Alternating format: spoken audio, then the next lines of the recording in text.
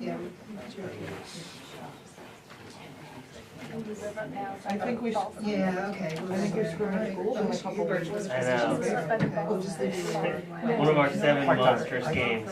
That's all they have. And then we have it out at the Yeah. airport. I I think we have like, I'm pretty sure. know. And Yeah, then I know. Landon for his travel. I think I saw So we'll have, I'm like, the we're first not closing the town. Yeah. It wasn't, Yeah, things like right. that.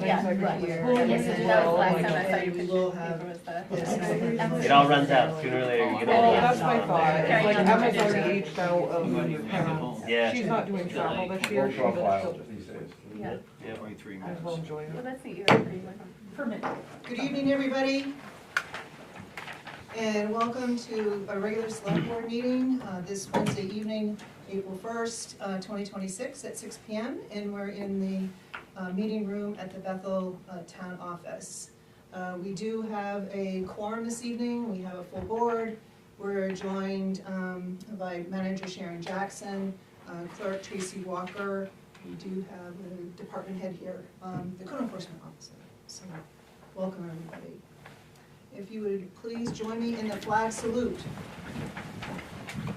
I pledge allegiance to the flag of the United States of America and to the republic for which it stands, one nation, under God, indivisible, with liberty and justice for all.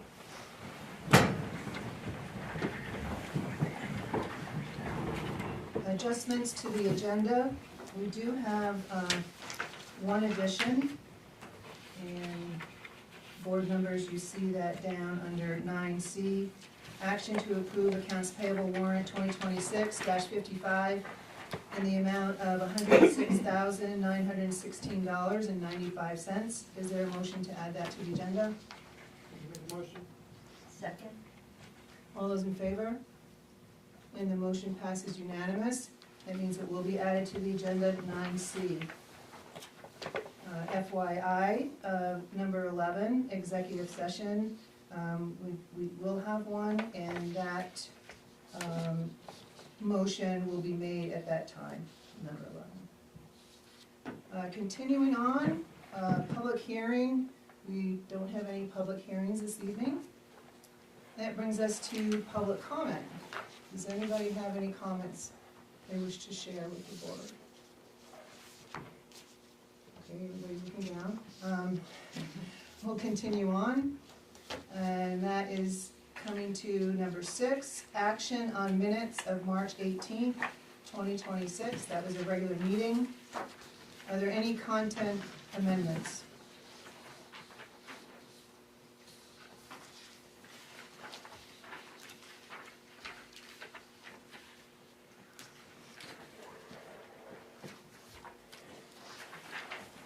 Hearing none, is there a motion to approve the minutes as presented? I'll make a motion that we present the minutes, or that we accept the minutes from March 18th, 2026. Second. All right, no further comments, all those in favor?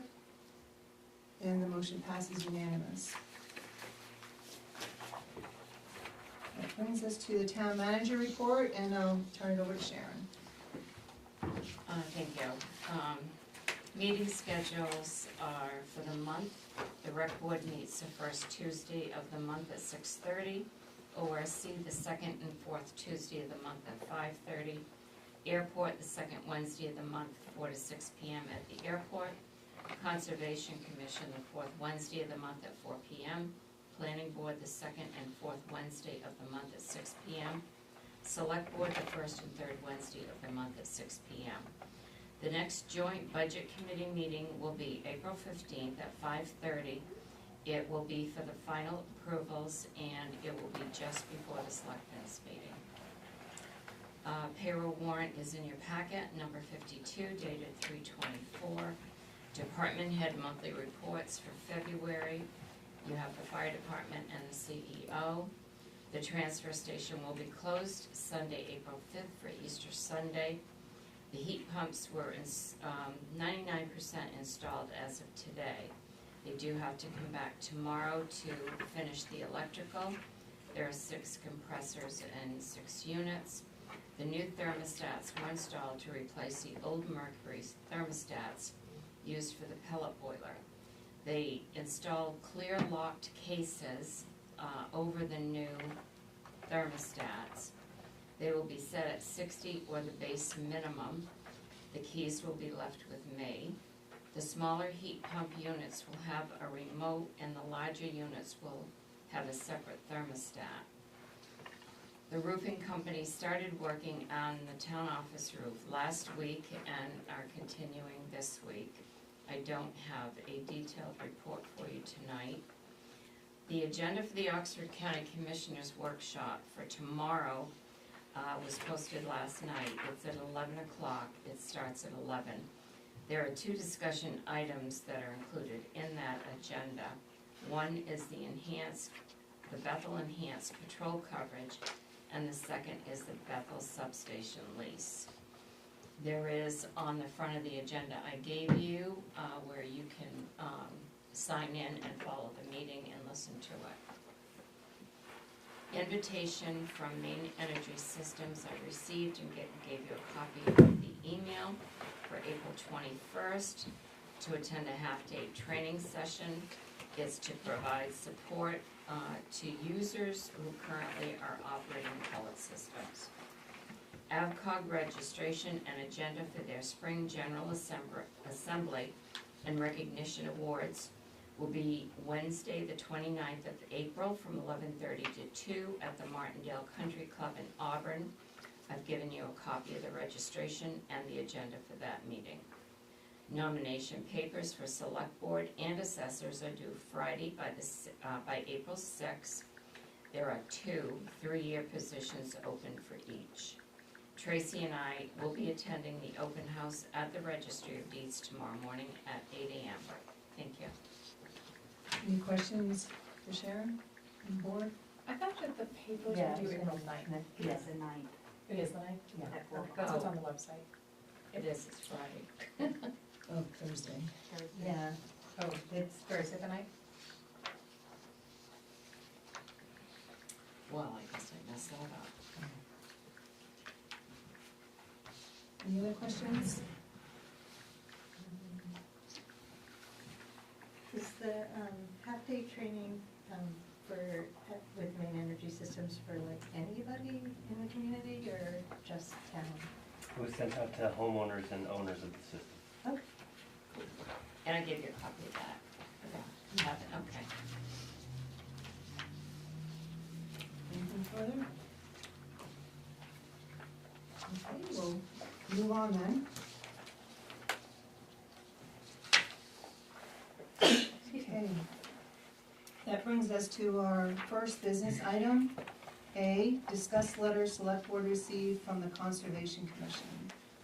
And I think what I'll do is I'll step back from being the chair and not moderate this discussion and let you go from there. I will share that I thought there was a good meeting with the Conservation Committee and the parties involved with Maine Energy Systems. And I think it was a great conversation and some understandings that came to conclusions on. So I'm glad for that. And I think there's relationships and resources that can be shared and communication is opened up. So I'll share that. So is it okay for me to moderate? No, you really shouldn't. Shouldn't. I was gonna say I shouldn't either. So, I will entertain the discussion to start from the Conservation Commission. One of you, right? Julie or Karen, yeah. Okay, excellent. So thank you for the opportunity. I agree we had a nice meeting last week and learned some additional information related to the pellet boiler, and that was very helpful and developed additional connections for us to continue those conversations, particularly as we continue with our 5-year energy plan that the select board has asked us to put together. But we wanted to take this opportunity tonight because we are concerned that some of the comments that were made at the March 4th meeting might have undermined the trust that the select board has in our research and the work that we plan to continue doing, as well as their concern that maybe it undermined any of the public who was there listening. And so we wanted to take this opportunity to talk further about some of the research that we did and the guidance that we used to support our grant application. We sent you both our letter of concern and then supporting documentation that gave you background on the areas of our grant that were flagged as areas of concern. And so I won't belabor all of those details. You have that information, but I did want to highlight, we wanted to highlight a few key points from that. And so the first is that we attempted to use valid references and calculation tools to understand heat pumps in comparison to a variety of energy systems that the town uses. We did research, we used those tools to back up our information. One of the things that we've learned in this process is that we were talking generally about these systems, but we used specific numbers, so we had that 71% in there, when really we were thinking about not this particular unit, but units broadly. And so one of the lessons we've learned in our grant writing is that we need to think about ranges. So we were within the range of what multiple references say, and so we should have just included a range versus a specific. But we were still using tools and calculators that were valid. So we did research to back this up. So that's the first point. The second is that in thinking about heat pumps and weatherization, we used guidance from professionals who have done energy audits and other reports for our community. And so we have had 2 audits that have recommended heat pumps in the coal block building. And so we moved forward with that. And that was also the guidance that we received from the select board when we were writing this application, is that is the direction we should take. And then I think the third point, as I was talking about initially, is that we see this grant as part of a broader energy plan that we are in the process of putting together, and we're kind of moving simultaneously on 2 fronts. One, we're learning how to write this plan and what should be included in it, and thinking through that and thinking about resources we can bring to bear to help us with that, while also trying to move forward on some of these things that we can take action on now and take advantage of grants and technical assistance awards that we've been able to receive. And so, so we're trying to move simultaneously on that, but we really see it as a step in this broader picture, and where we celebrate all forms of renewable energies that the town has, including biomass, heat pumps. We're interested in exploring solar further, which we talked about when we were in the process of writing the grant. We still have more to learn about that, but we see this as just a step in this longer process.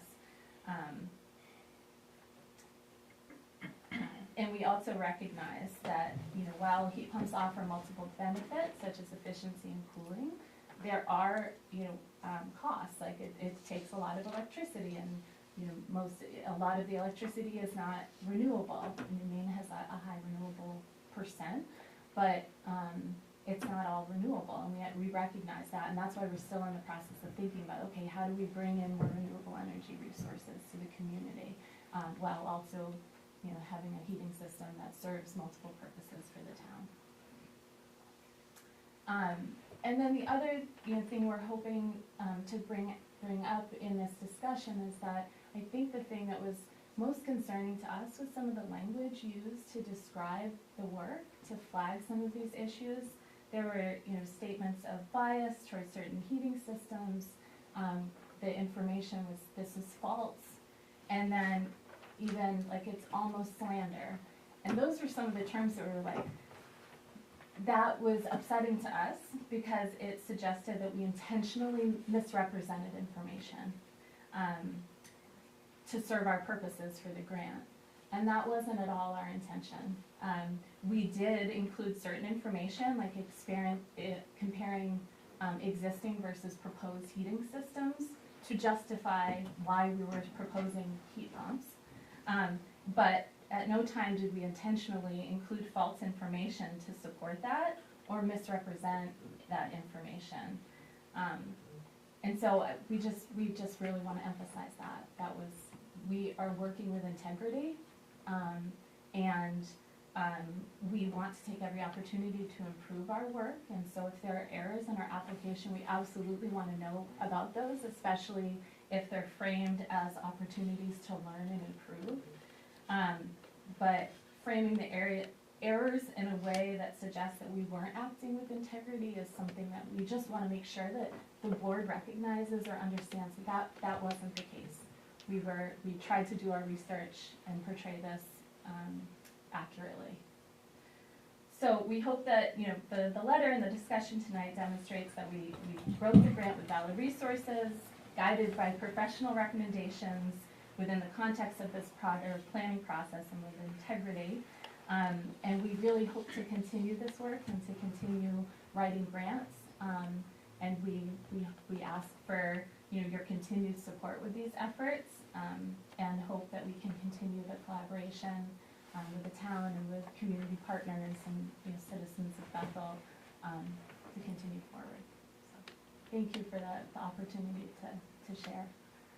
And we welcome any questions or, you know, follow up. Thank you, Karen. Does the board have any comments? I would like to make a comment that we all want to thank you for the work that you have done. And I can sympathize with you as far as the hurt feelings that you got from the conversation that was done at that meeting. I could have been impressed maybe as to where did you get your information from or something like that, instead of just out and out accusing you of those things.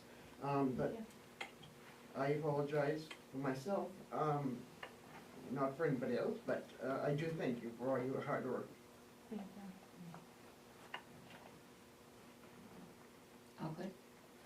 I guess the one last thing that I would just add is an appreciation. I realize that you all are a volunteer board, and the amount of work that went into not only the application, the execution, and the clarification is seen and appreciated. Thank you. Yeah, the grants do take a lot of time to put together, but we really care about it. We care about the work, and you know, we see many more opportunities in the future. And we are actively working on that 5-year grant, that 5-year energy planning process. And another grant. Yeah. Thank you. Other comments? All right, I guess you can resume. Oh, I didn't see your hand. Go ahead, Andrew. You were gonna say something? No, I was letting her know that you were raising your hand. Okay. So, at 20,000 feet, I don't think anybody meant any harm to any individual party. But I think that the only comment that I would make that I think has relevance to this is that we all have jobs, and sometimes our jobs spill over into our volunteer work. And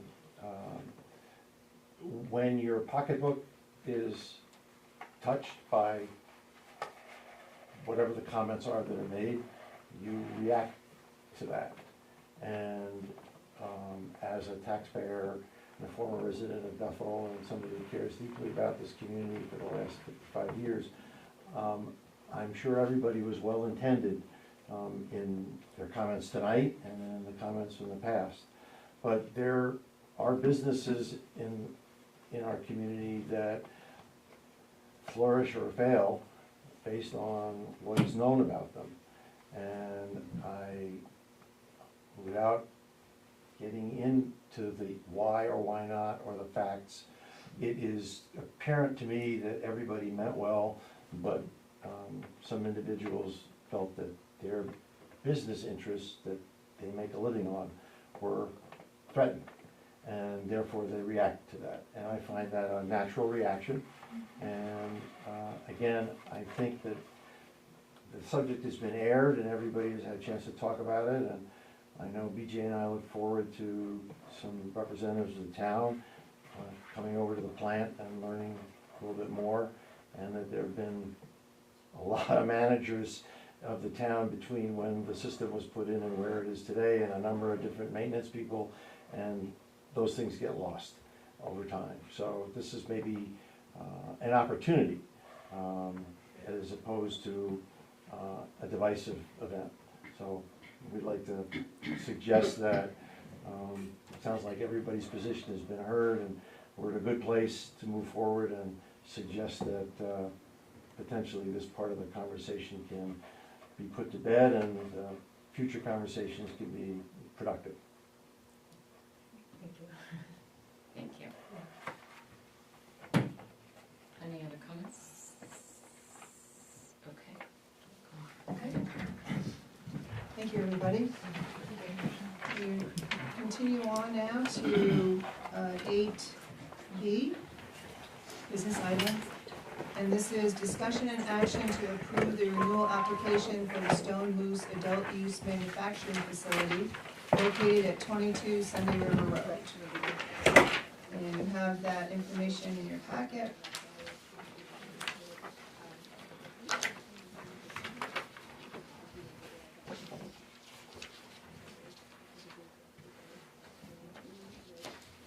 Make a motion to approve the renewal application for the Stone Moose Adult Use Manufacturing Facility located at 22 Sunday River Road. Second? Any questions or comments? And thank you for coming, Mike. Hearing none, all those in favor? And the motion passes unanimous. When we make the space launch. We're going to continue on to 8C, discussion and action to approve the renewal application for Pine Tree Glass Art LLC for a medical cannabis store located at 284 Maple Road, Unit B, and you have that information in your packet for the domes. I'll make a motion to approve the renewal application for Pine Tree Glass Art LLC. Second. No questions or comments? All those in favor?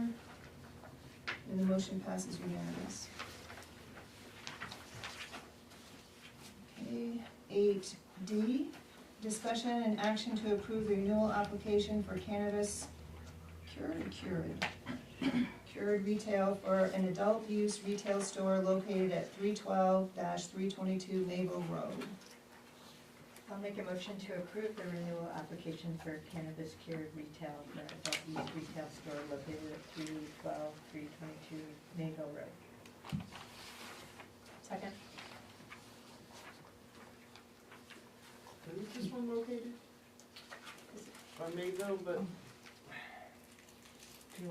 I'm not sure. It's just after the new Napa building in the, small, I don't know what you call Oh, it. right, okay. Multi-use building where Pivel is. Yeah. I think there's a couple of I them. forgot it was there. There are no other questions? All those in favor? And the motion passes unanimous.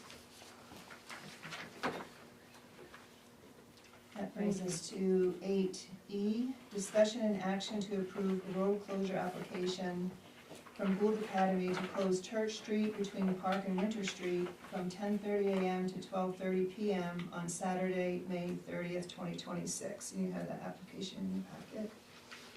I'll make a motion to approve the road closure application from Gould to close Church Street between Park and Winter from 10:30 a.m. to 12:30 p.m. on Saturday, May 30th.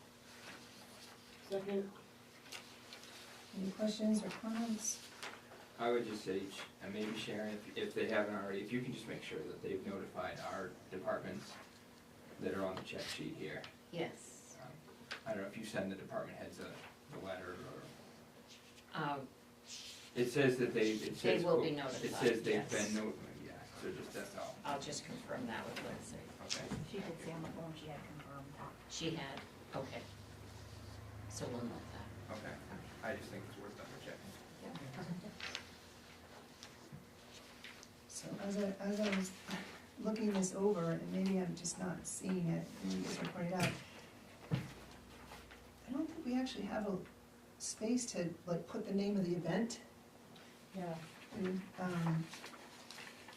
Because I mean, that's graduation time, so I just assume it's graduation. Yeah, Sometimes yeah, just that's a having good the, point. name of event puts it in context. I But get just, is it, So that I can add it to the document on the. okay, yeah, It's included in the safety plan in the map where it says graduation, but And also the cops do know, because she did tell me that they like to watch the graduation. So she did tell me that. So you just want Yeah, maybe a put them- line to add the event name. yeah, yeah. just, Okay. I might just help put it in context faster. Would it go like right above event location, like Right. event name, or Yeah, under whatever. business? Or there's space there, maybe. We Thank can you. get it to put in under the applicant information. Oh, yeah, the yeah, event yeah, number. that too. Okay. Yeah, thank you. Any other comments or questions? Hearing none, all those in favor? And the motion passes unanimous. Okay, we're to 8F, discussion and action on 6 code changes requested by the ordinance review committee. So just for clarification, there's 3 of them that are from the ORC. Okay. All right, do you wanna start with those first, here?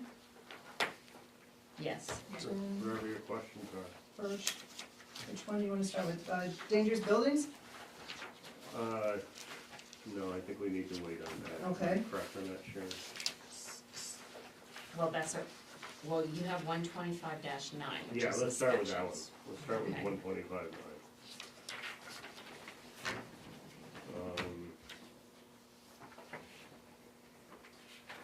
The only thing that somehow got missed when it went to get reviewed was in section A, we had it originally, had it changed the he to they.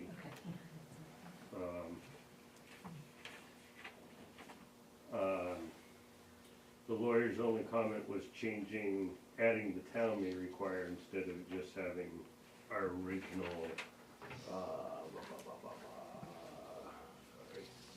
originally, we just said for private roads, inspections may be requested, and she put in that it should say for private roads, the town may require an inspection.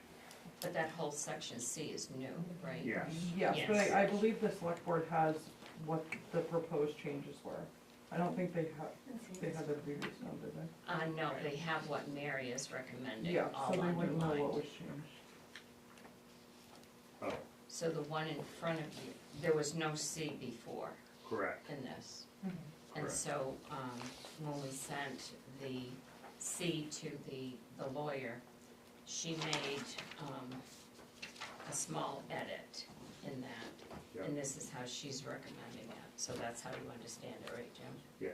So the basic reason for that is in the code it talks about inspecting town roads and the commissioner would inspect those. There was nothing in there saying about inspecting private roads, and you could have a private road be put together and then get changed, in theory, could get changed to a public road, and it's not put up to the right standards. It could be done like the old days where we used to bury stumps in the road and stuff, and so this one came from planning board, right? I think it was. I'd have to go back and I look. think so, yeah. I think that was from that. Because there, yeah, there was something proposed. So Do you remember that? That was why that changed, I that think it was- issue. I think it was planning board, because typically, when a subdivision is done and there's gonna be a private road, normally on their final plans, it would say something about a third-party engineer, or if they have a performance guarantee, they would be released after, from that performance guarantee, after a third-party engineer has submitted a report. But that was the only section. There wasn't anything that said, like, if they weren't gonna have a performance guarantee, that the town may require. And I think it says may, it doesn't say that they shall, Yeah, correct? yeah. And when Jim first gave the rewrite of the ORC, I asked if Scott had been part of looking at this, because he needs to be a part of any road change. And so Courtney, I requested that Courtney and Jim and Scott review it, and then I reviewed it with them. And there was that minor change that was made by Mary. Okay, so you're gonna kill me after all the work you've done, and I know the effort, and I don't know if this was on our radar earlier. I don't remember seeing this. But regardless, thank you for bringing it to the attention. Where it's placed is 125-9, which is under the inspections for townways. And when I read it, it sounds like, I mean, we just can't go on a private road and have an inspection done. Once it's a private road, we just can't go on No, a this is private road. this is So, construction. right, so that would wanna be on, so when it's in construction, it goes, the private roads, they go through either site plan or subdivision. And you hit on it, Courtney, where there's processes, already in place, and the code officer already has the authority for the enforcement and the violations. And the planning board also is able to, asks for further information, further studies and such. So it already seems pre-programmed in what we have. But I would look for the private road piece here to be, if you wanna keep with it, take it out of the townway piece. Because a private road can't become a townway without being to town specs anyway.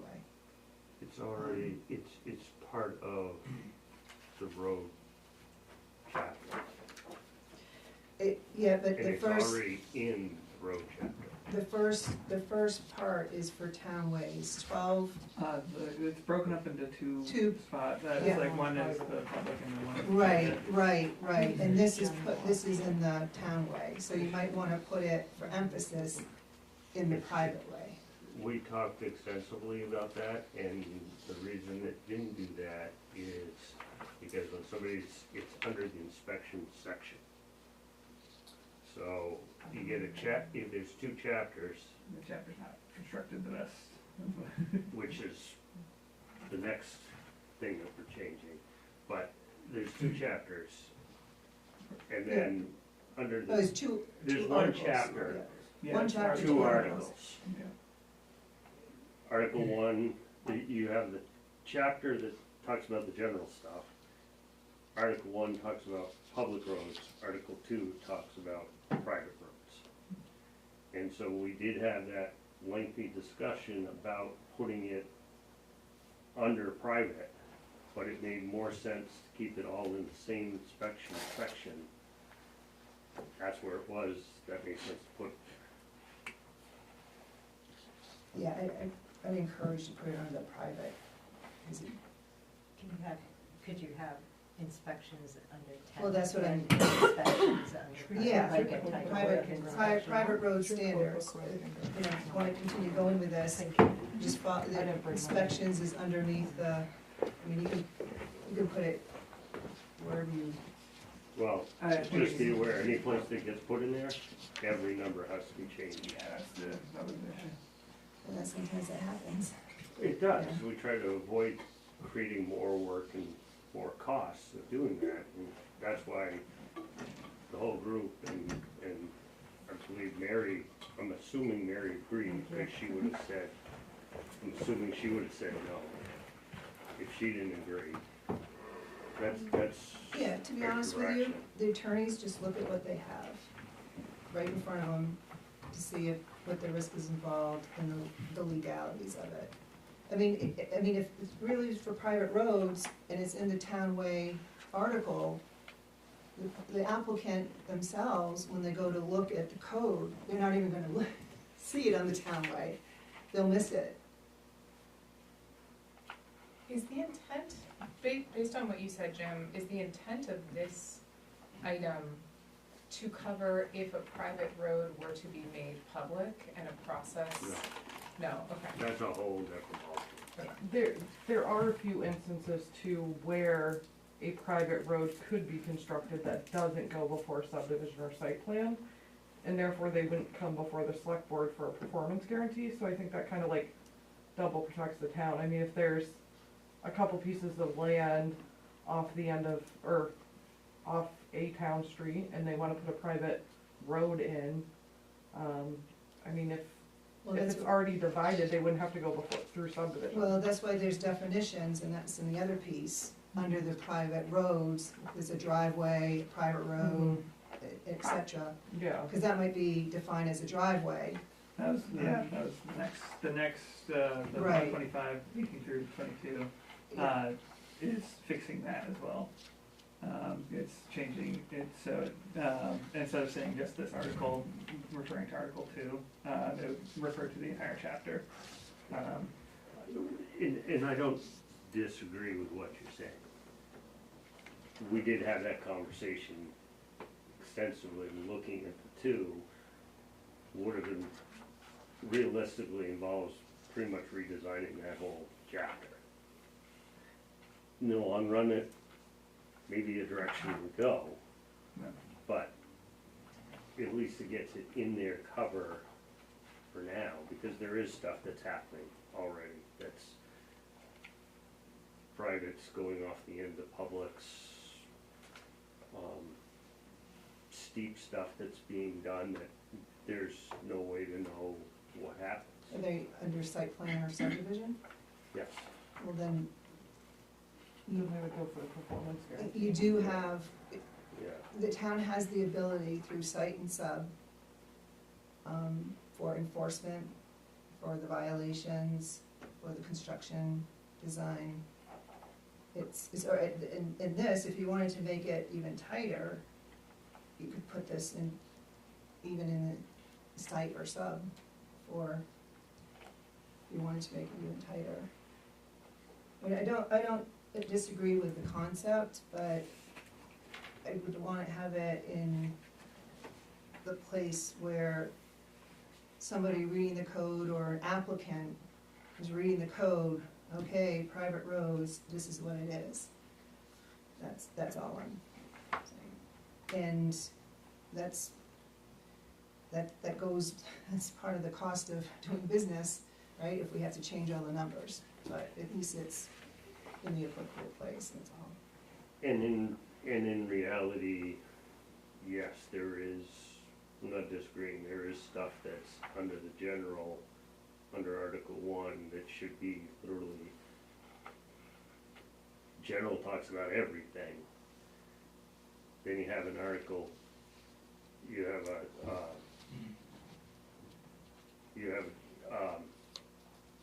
there should be, chapters should have a general, realistically.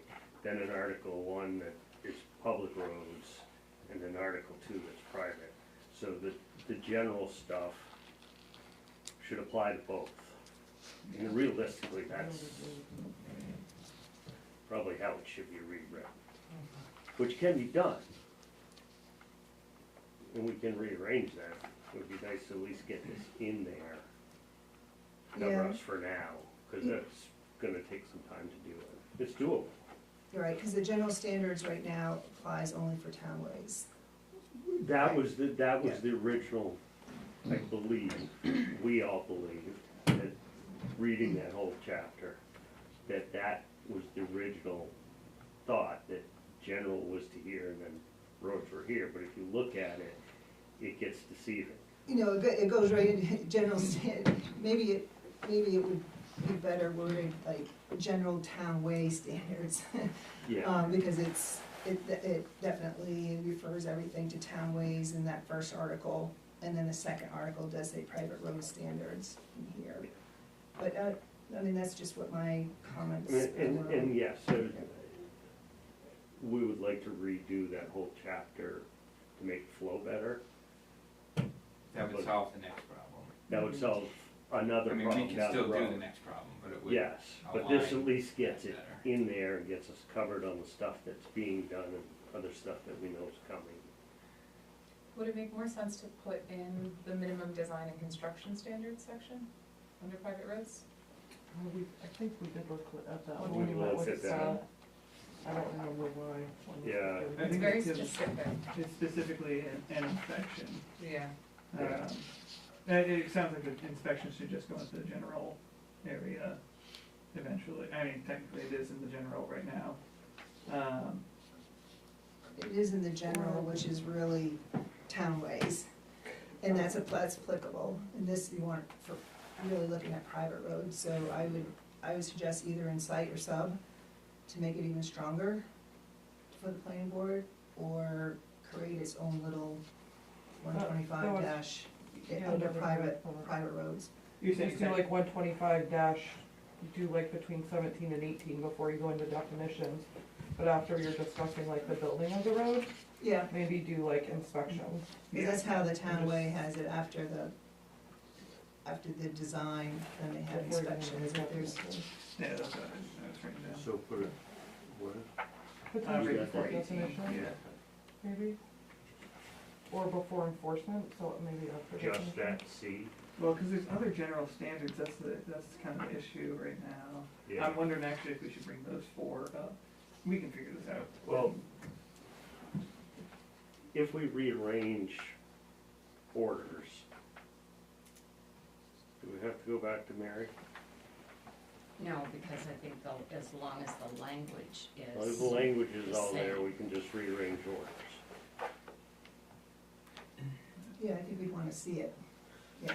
Yeah, I mean, we could do that, but if we get this in, at least it's in there, and then we can rearrange that. We don't have time to rearrange that before this month, next month.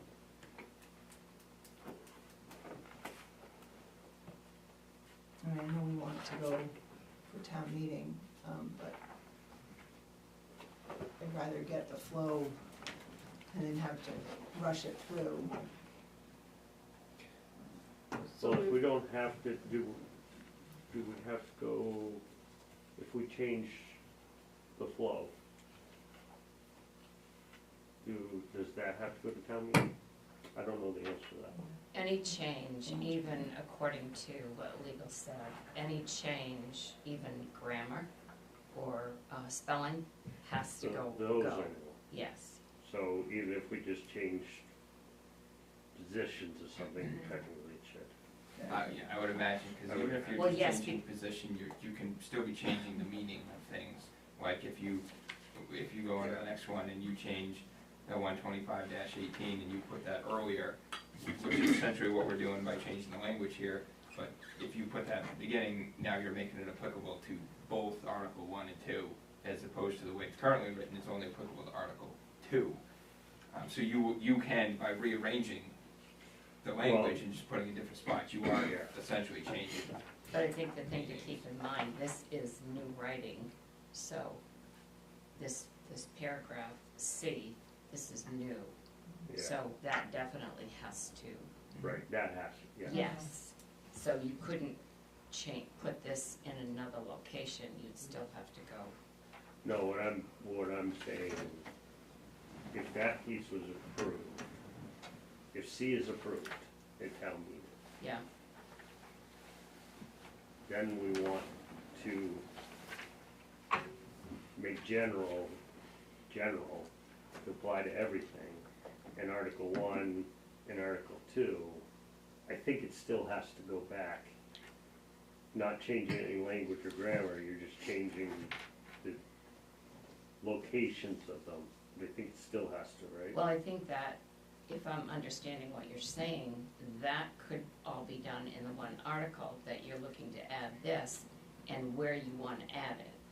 That could all be in the same article for approval. That's what I was gonna suggest, is that if we're just gonna change the location of this in that article, then we should all do it, then it should all be done now. Well, it has, be it agreed has, at the same yeah, so we time. have to go through the whole thing, make sure there isn't something pointing at this spot. And, you know, you can't, But you just said you were gonna put it in between 17, 18, or whatever. no, that was a suggestion, and we can look at that. Okay, so you don't have a location that this would fit in now? Right now, yes, under inspections. 'cause But I it's an mean, other inspection. than what it Other is. than there, no, the three, between the four of us, five of us, seven of us, counting Scott and Courtney, that was where we felt that it was the best spot. Does C take care of the problems that you were looking to stop that are happening right now? I believe so. Yeah. We're- Yeah. And you do have, through site and sub, you do have abilities to, you know, ask for inspections for anything and have them pay for it. And there are, you know, there are the bonds and such that can't be released, and maybe you have that as a standing condition on all plans for subdivisions that have private roads. Help me on this one. There's, So the, there's two options, so you can either do, I think it's a you can put a standard on the final plan stating that no lots will be, it's not verbatim, cause I don't have it pulled up here. That no lots will be sold until the construction of the road and potentially even utilities are in, or they would come to, before the select board and ask for a performance guarantee in like one of three, you know, yeah. this, So it's either or, and the first one does say like, no lots will be sold until the road is built, but it doesn't say the road's gonna be inspected. But you as a code officer do have that right, your enforcement. But I'm not an engineer, so I don't know how roads are built. I don't have that qualification like a third-party engineer Mhm. does.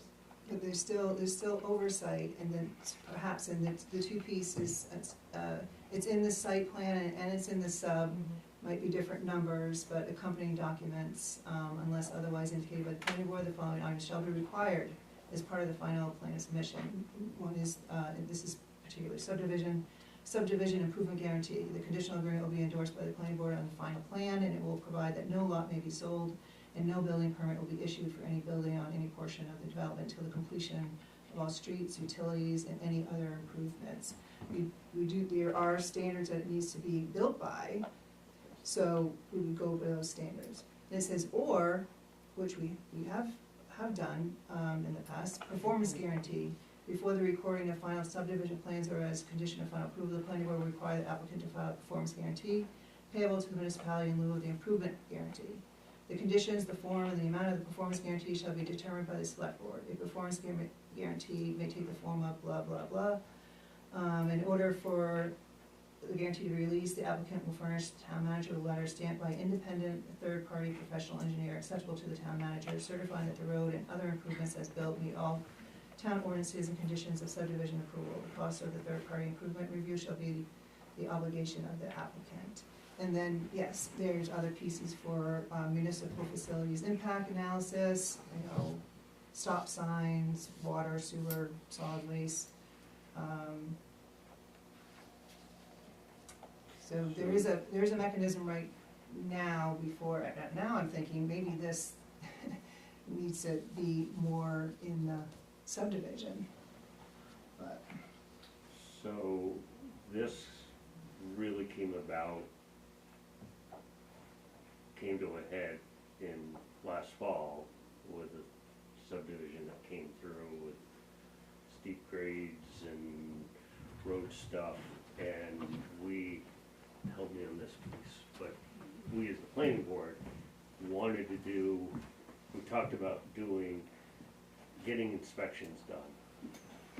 And I don't remember, I just I remember. know that the applicant was Yeah, I don't remember. not interested in that. To some extent, and I don't wanna say how it was, cause I don't wanna say the wrong wording. But there was some,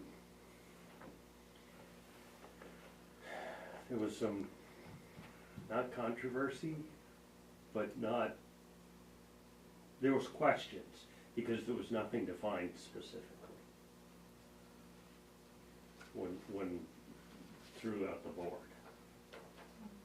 And then some of the things that we run into that we're finding, like if we've got one that came last week, that we know what the intent is, but what's written, we have to go by what's written, not what the intent was. And the intent was this, or is this, and it's written this way, so we all knew we wanted it this way, but we have to go this way. That makes As sense? relates to private roads? This other one that's just came about last week is. It was something different. That's totally, It's that's something different, different. now it's not a private road one. I mean, for me, I don't disagree with the concept and what's been produced here. I just wanna make sure it's in the right, No, area, I you know, for agree. the applicant to know, cause in this section here, I understand it's under inspections, but what's helpful for me is when I actually look through it comprehensively and I noticed, maybe it's mistitled, general standards, but it's Yeah. the general standards for town ways. So an applicant who's doing private roads and goes to look in the private road section is not gonna see that, that's. No, I don't disagree. Yeah. Were you suggesting putting the private road into the subdivision or the site plan, or That's- both? That's another opportunity if you wanted to make that stronger for the town and stronger for the code enforcement officer. It would, may take a while. I think tonight we're voting on this, and location and any changes, either we're gonna accept this or we're not gonna accept this. I mean, that's what tonight is, I think. Mhm. Okay, I just wanna clarify it because. I've got no problem if we can at least get this in, and then we Right, can that's what I'm refigure saying. where we're gonna put We're it. here to vote on this, I think, yes. I think Sharon's right, I think Courtney's gonna agree, we need to, the four of us, the rest of us, need to sit down, including Scott, figure out where the better place is, because ultimately, what works best for Scott and Courtney. It's a logical layout Yes. of all Yeah. of it. So I agree in that aspect of, maybe it's separating it. I would agree with even retitling like Michelle Yeah. mentioned, Mhm. because general standards is. Yep. I mean, you could look at general standards and think it's gonna cover all roads if you don't know our Yeah. ordinances. Yeah. Mhm. Until you start, Until you and then dig you into read the it, applicability, Yeah. right? You always have it and you read the applicability, Yeah. and that's what happens there. And Sharon and I have talked about that, there's a lot of places in the book that are confusing on how they flow. Mhm. But for me, for tonight, I agree with the general concept, but until it finds a place to land, for me, I'm going to have to vote no. Would we have to vote, so if we voted tonight on the language of this, would we have to vote again for position placement? I mean, what our charge is if there's any amendments. So, I mean, have a good start with the language, but until, for me, it's amending the ordinance, where is it going to end up? To be able to put it forward. That's me. But I think the answer to your question is yes, right? If we voted on it as is right now, and we approved it, then the ordinance review board would work on reordering things, and then we'd have to vote again on that additional change. But it would go on the warrant, Yeah. the way Yeah, it is. this It would go, Right. just Yeah. like this. Then Okay, with this, there Is was that, the is that not suggestion. true it would go on, if we vote to To put this this- through tonight? tonight, this is how it goes, and we don't change it, Right. and you have the public hearing, and we keep wanting to put it on the warrant, then this is how it goes, and that's where it goes. If we, And- oh, go ahead. Well, just what is our, what's the latest that we can, Yeah. make Get it on the change warrant. and get it on the warrant? So, tomorrow, those that are approved tonight, the intent is going to be to have this in the paper so that we can have a public hearing on the 15th for the ordinances that we are looking, the codes ordinances that we're looking at having on the town meeting warrant, because we have to advertise 7 days for the public hearing, then we would have the public hearing on the 15th, and then after that, we would be able to schedule it to run the town meeting. And so we're meeting early on the 15th. Like, would you, like, if you could, do you think you? Do you think you'd have it done by beginning of May? We'd have to do a special meeting. Yeah, I'm out at state next Tuesday, which gives us, and we're down 2 members, so we can't get and a we're quorum. down 2 members. We will try. That's all, I mean, we've got, the 14th is our next meeting if everybody can show up. So I'm hoping to have the final warrant approved by the select board. I had it on my original calendar for May 6th. Oh, So this would not, if this came back on the 15th to be reviewed, then there would have to be a public hearing. Okay, Yes, hold on, before I'm the wrong on my 6th. dates too. Oh, because Tuesday is, the first Tuesday's next week. Yeah. So you could vote tonight to approve it. It would go to public hearing on the 15th. And if there's no, usually you use public hearing as a guide to whether or not it's, needs to be changed or not. And then after the public hearing, then we would put it on the list to go to go on the warrant. And if we don't do that, then it doesn't get through until next year. Well, The next no, cycle. Well, that we could always have a special We town can have a meeting special if town we meeting. have enough ordinances and stuff. And you can do that. And we'll- So I was wrong on my dates. Our next meeting is the 14th, and we got the 28th. But even if we nailed it out on the 14th, we can't get it to Mary in time to get it to you guys on the 15th. Well, I think she has your language. Well, yeah, and it's The just. language is there. I think it's a matter of- Change. Yeah, if it's just rearranging. I think it's rearranging, Well, that's what I was trying to understand before. If we're just because rearranging, not changing. that's the change. I can rearrange it in chapter 125. I don't think I would be able to move it to subdivision or site plan though, right? Yeah, I don't. Yeah, I mean, so, as long as it's put in the private road section, I think that's, Yeah. And that could be as simple as just Copy and paste. making a 125 I think. 18 I think or it's, whatever. wherever you Make a new number and move those numbers down. Yeah, I think makes it's sense just in the that. general section. Yeah. And the change of location has to go to the attorney? No. No, Does not. it would not. I don't, Our numbers will change. I don't but think that- so. Yeah, the numbers change, but, Yeah. And that doesn't go to the attorney either, that's But a if you format. didn't Yeah. have it on, would the numbers have to change? Yeah, It's yeah, some numbers. any place we put it, I don't have the full thing. any place, unless we made it, 23. unless we made it 23. excuse me. But that would be weird. It also wouldn't work because then the other general stuff Yeah, would still be in a weird spot. Yeah. So- I don't think it's that's Unless you gonna end can- up having to be redone later anyways. Unless No, you don't fix it. put it, Give me an afternoon. All right, we'll see what we can do. or unless you put it under enforcement violation and penalty. See, it already says for enforcement violation and penalties, the code enforcement officer is the one that enforces the private roads.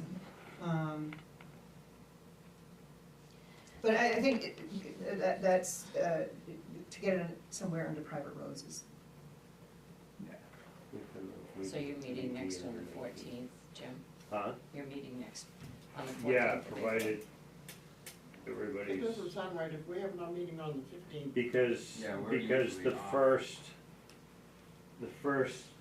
April 1st is Wednesday. That's today. That's Saturday. Correct. We're doubled up. So, Wednesday. next Tuesday, the 7th, is actually the first Tuesday. And we're every 2 and 4. And we're the Feels- 2nd and 4th. So, Funny way to do it. I mean, and if we had to and everybody was in agreement, we could probably get together on, we might be able to get together on the, we can't. But if you're meeting on the 14th and we're meeting on the 15th, Yeah, it's gonna And be there's bad. there's no guarantee I'll be there on the 14th, because that's an evening shift Yeah, for me. So, and if I can at least get Brandy to be there, then we're okay. And if not, then we just have this to work with, so there's nothing really lost. we would just have to have a special town meeting at a different time. Yeah, and maybe we'll have Well, more unless ordinances, we more just- stuff to do, I don't know. Yeah, unless we just say, Yeah. we're letting it go for now and put it in and then change it. Been this way for this long, Right. maybe it's worth just rewriting and getting it all done. It could be, and then, you know, for planning board, that you have a standard condition on every application that puts in that, Yeah, whatever it was, the performance guarantee or something. yeah, I just don't love the first part, I think it should say something like this about inspection. Cause it kinda leaves it open that, hey, if you don't sell a lot, you can build the road. You know, they have to be done before you can sell a lot. Yeah, it should, yeah, your infrastructure should be And done. if they sell a lot before it's not done, then you have Yeah. you're gonna be charged. Okay. No, do we need a motion or anything? you should take a vote and a motion just to make sure that everybody's clear on what's gonna happen. I'll make a motion, we table this until your ORC can come back and put it in a different spot. second, If there aren't any questions, all those in favor? All those opposed, motion passes unanimous. Thank you for taking the time on that. It is, chapter for- What's your next one? It's probably 125:18 through 22, and that was what we were just talking about with the articles to chapters. Right now, there's like the, sections 18 through 22 of 125 are supposed to be for the whole chapter, but it was not reflected in the language, so we just changed it, to reflect that it goes to the whole chapter, not just Article 2. If I'm moving things around, I'll probably put those in the general section. Yeah, you're gonna wanna look at it because it is, whether it makes sense or not is another story, but Yeah. Well, it is applicable to that article, private roads, because you have, because for town roads, you don't go to the Bethel Board of Appeals for something. It's, you know, that, all those pieces, see, it refers to site plan. All that is for Article 2, private roads, and it gives a definition for private road, and it also helps with some of the pieces that you said, it gives a driveway too. Those definitions. And also the average daily traffic, which is important for planning board information and such, so even though it doesn't seem that way, it is applicable to that Yeah, article. and I think the reason we went like that was because there's not those sections in general standards. Like, there's no definitions in general standards, and there need to be. I thought there was, the other stuff needed to be in there too, but maybe appeals doesn't need to be. Yeah, you I might haven't wanna- thought of that. Yeah, I see what you're saying, right, it moved the word usage and definitions into the chapter, but I think the other pieces Yeah. kinda go into private. Hence the confusion of how it flows. It's a weird chapter. Yeah, I mean, there is some of that, but it helped me, I know, paper and old fashioned, but it helped me to see it in this perspective. Yeah, that makes sense.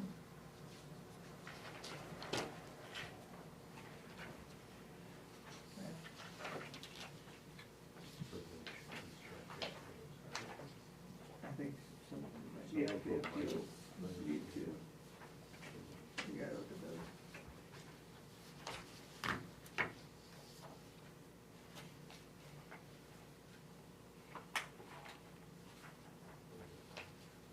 Right, violations are.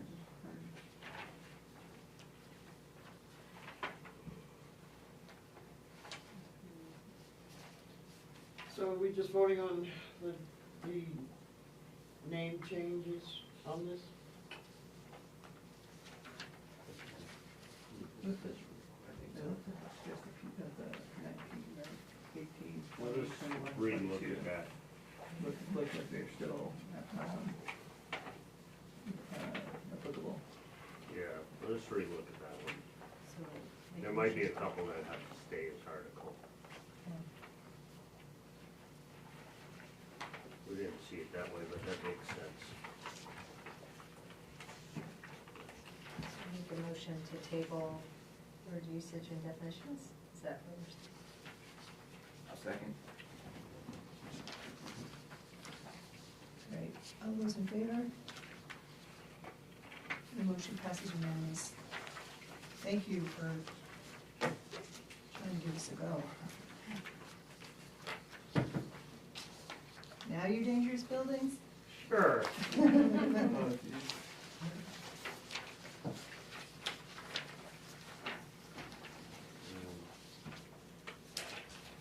Okay, so for dangerous stuff, for some reason our notes got copied in, that it's like kind of more of a scratch pad, doesn't have it. So I would ignore that last page. Yeah. But, the problem we were trying to solve was that, the state statute says that it's up to the municipalities on how to, do the thing, so we were trying to just, get into compliance with the state statute. We got something from the lawyer that was a little confusing. Yeah, can you enlighten So, on that? I did actually send the email to Mary with this, and I talked to her on the phone after she sent me the email.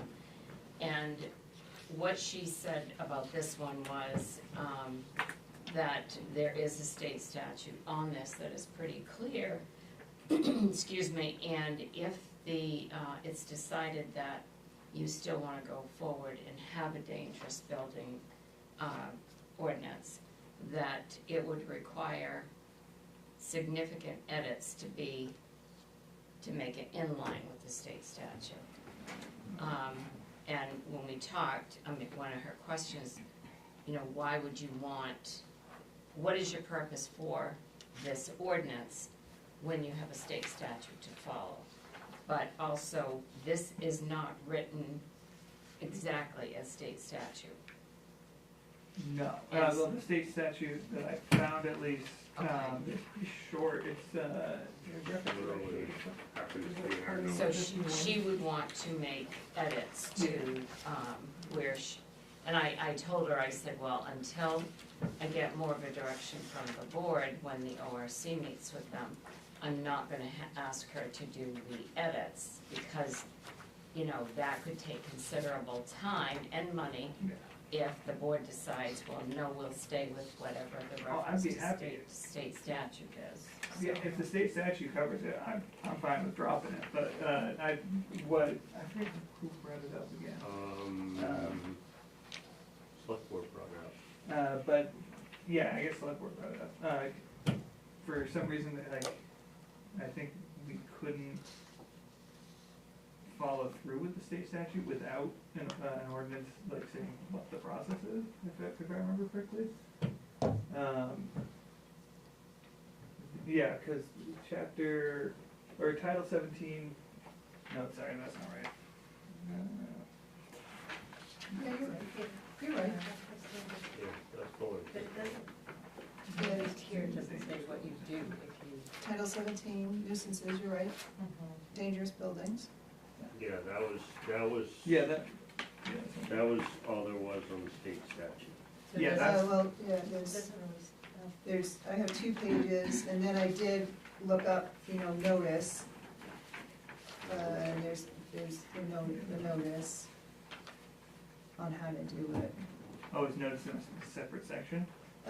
Yeah, notice was, notice and recording.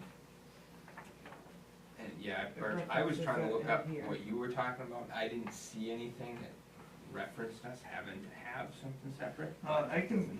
That doesn't mean that I didn't miss something, 'cause This doesn't mean what that I was you looking at can't wasn't have one. super. It was just like one, Right. like line of the picture. Yeah, yeah. I mean, they have,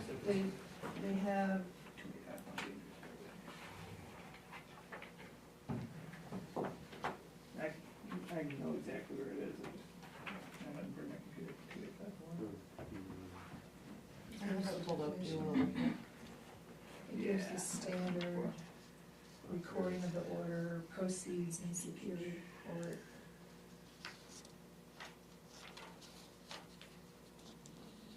Oh, sorry.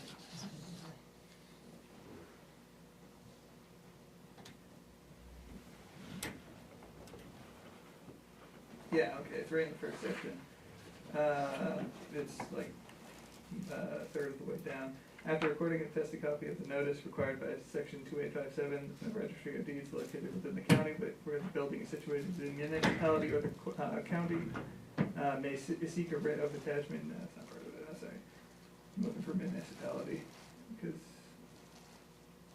oh, actually, I think it's the first part. The municipal officers in the case of a municipality or the county commissioners in the case of an unorganized or deorganized areas in their county may, after notice pursuant to section 2857, and hearing a judge a building to be a nuisance or dangerous in accordance with subsection 2A, and may make and record an order in accordance with subsection 3, prescribing what disposable must be made of that building. The order may allow for the delay of disposal if the owner or to adjudge a building to be a nuisance or, this is 2A, sorry, standard. To adjudge a building to be a nuisance or dangerous, the municipal officers or county commissioners must find that the building is structurally unsafe, unstable, or unsanitary, constitutes fire hazard, is unsuitable or improper for the use or occupancy to which it is put, constitutes a hazard to health or safety because of inadequate maintenance, dilapidation, obsolescence, or abandonment, or is otherwise dangerous to life. Why can't I? That's that one. This is what we were trying to make it to.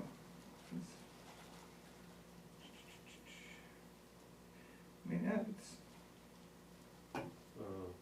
Order proceedings in court. Municipality. Municipality or county meets.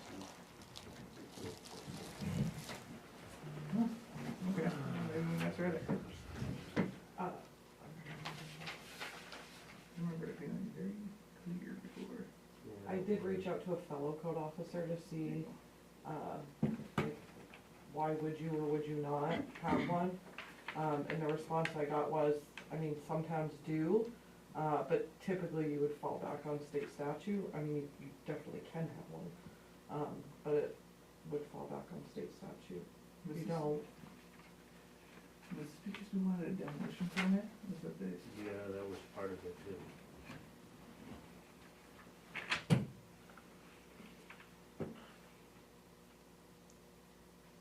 And that came from the January.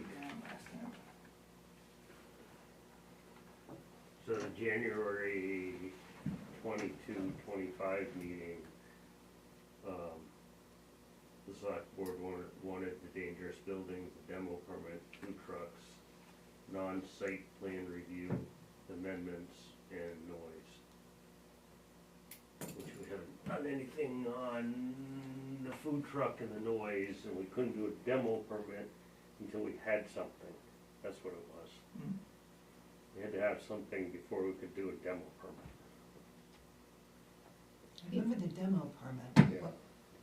what did you have to have before I that? think, I'm trying to remember, but I remember there was, you couldn't do the demo permit unless you had a building, dangerous building to get it, to be able to do the demo permit, Yeah. something like that. I remember, Man, I need to write better notes. can't remember something from 2 years ago.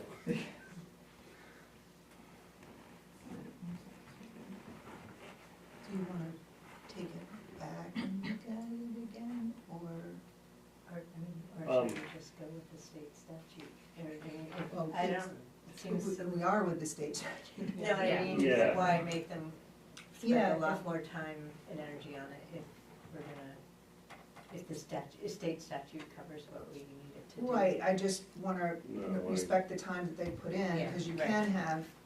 can have your own.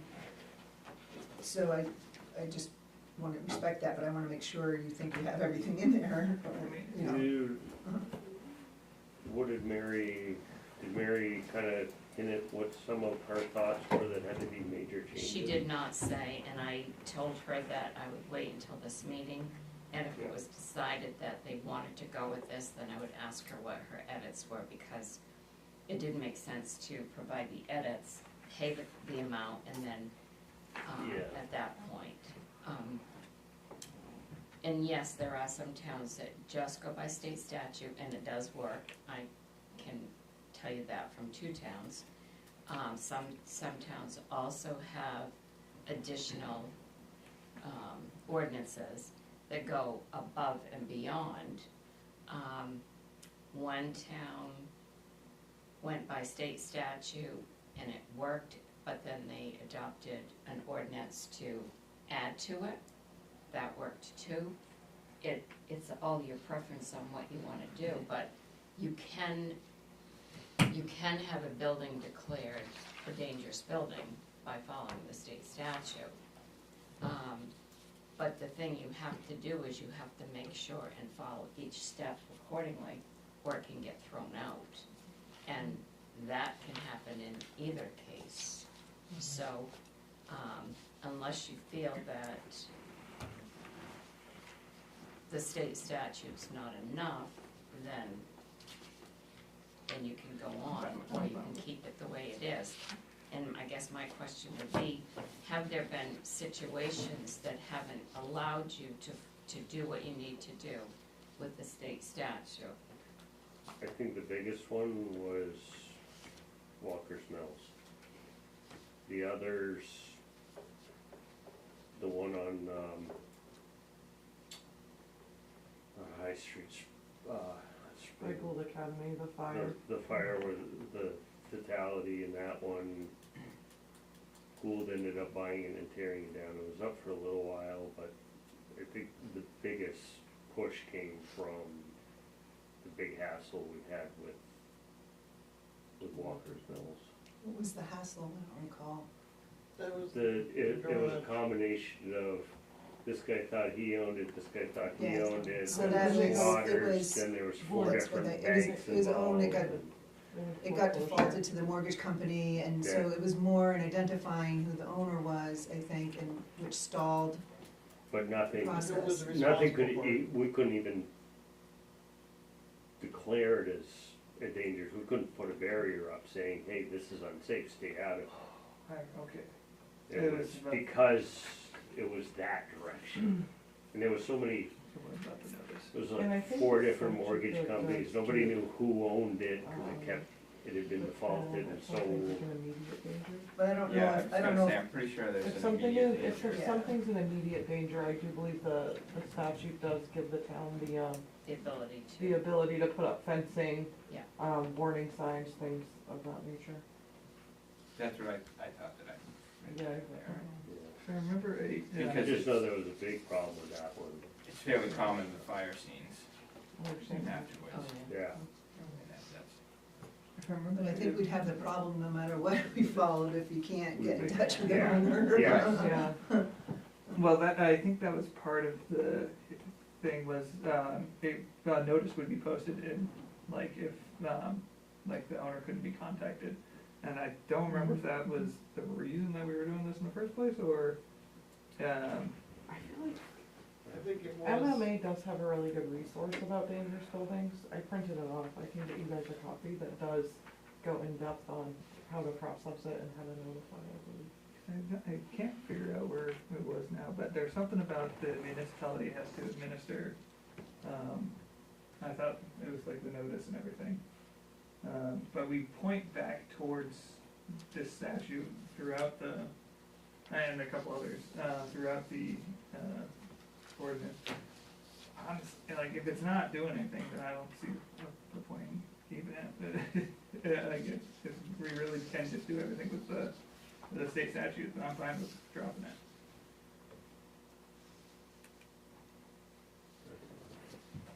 So maybe that's what you could do, is take it back for discussion and then decide whether or not you want to move forward with bringing it back, or Yeah. just leaving it as it is.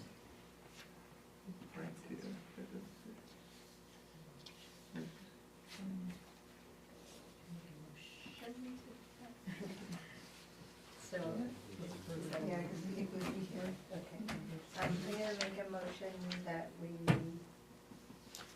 well, we don't do it.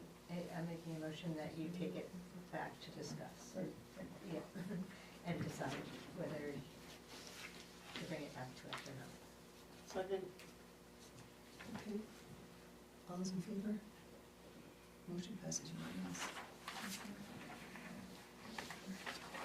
All right, What, any No. questions? no, what stuff is settled that is gonna go on the warrant? Say Didn't we that have, again. didn't we have some old stuff? We don't have any ordinances right now ready, Do you have any? Probably had some old Right. stuff.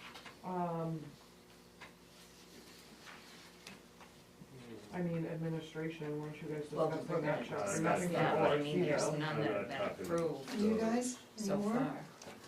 Are there any, is there anything else? Hold on half a second. Just double check my folder. Nothing earlier. Not that came to us anyway, that I remember since town meeting. I don't remember any. Maybe those were the ones from there, the last ones I was thinking.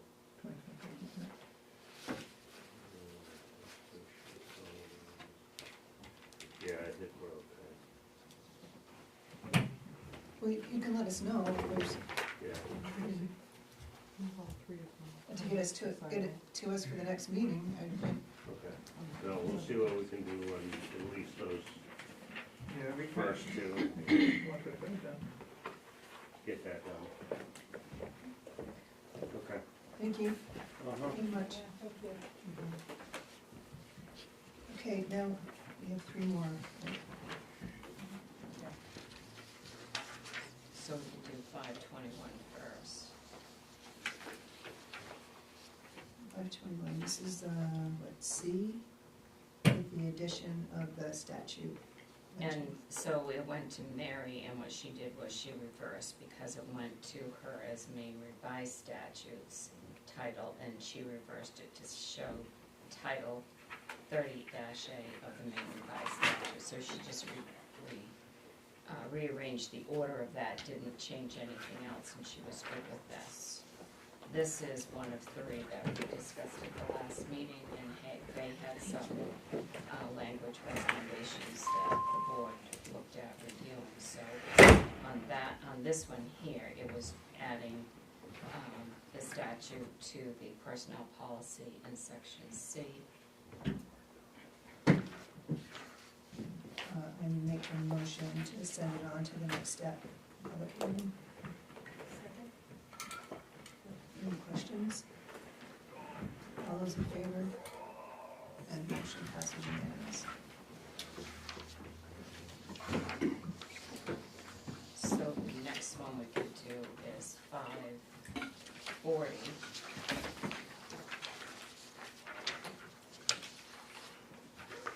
That is on C. It's striking the last sentence, however, at no time shall the appropriations of multiple departments be included in a single article.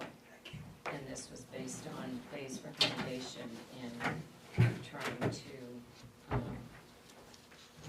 address that one with 537.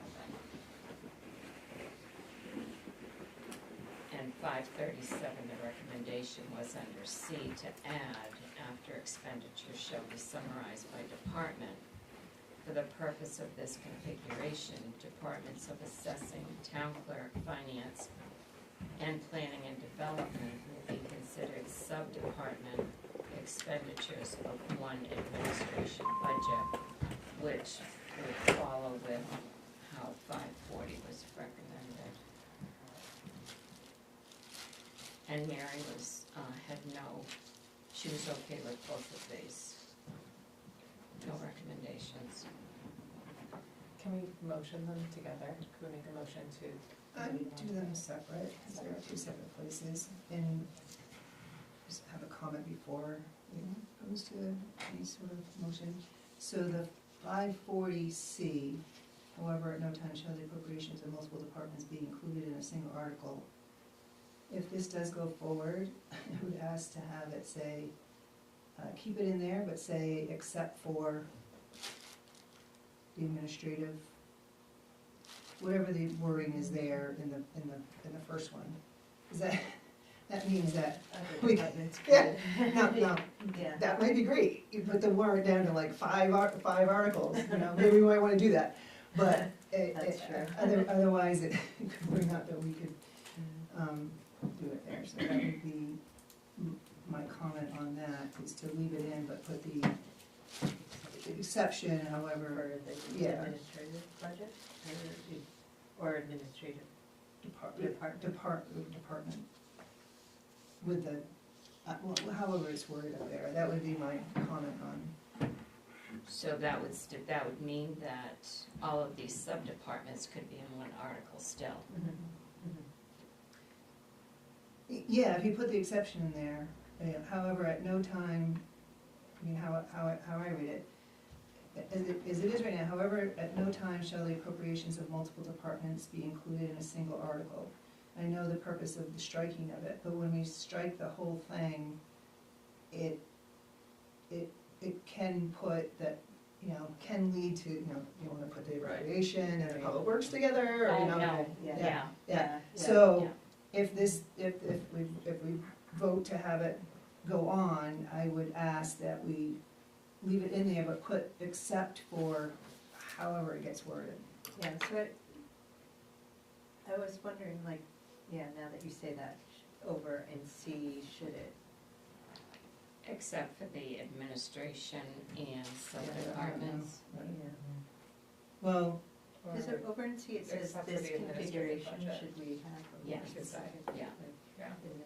For the purpose of the administration. I don't know Or do how you to, have to list each one of those sub-departments out? I think we can just say except for the administrative department, and we could even say except for the administrative budget as referenced in 537C, just to pull it back. or something like that, because those are departments, but they're now under sub-department, they become, for budget, under, I don't know how it gets worded, but I just, So I think what Faye just said, except the, after article, except for the administrative budget as referenced in section 5-37. or administrative department, or, Oh, because it's referring to departments, appropriations of administration department, I don't know.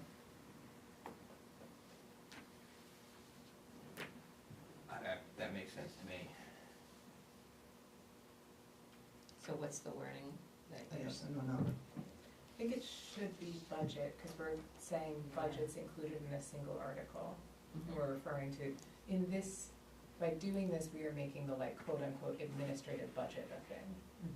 And I think that that's where we're referring to it in both places. I think that makes them, puts them together Yeah. in the description for both. The C is talking about the department appropriations of. So it almost would be, except the departments of assessing, town clerk, finance and planning and development. Well, in the 537C, it references now that these are sub-departments. So. But it says that of would- one administrative budget, so maybe in that one would be administrative department. Actually, that probably needs to be department Right. instead of budget there. So it could work if it was changed over here Yeah. to say administrative department.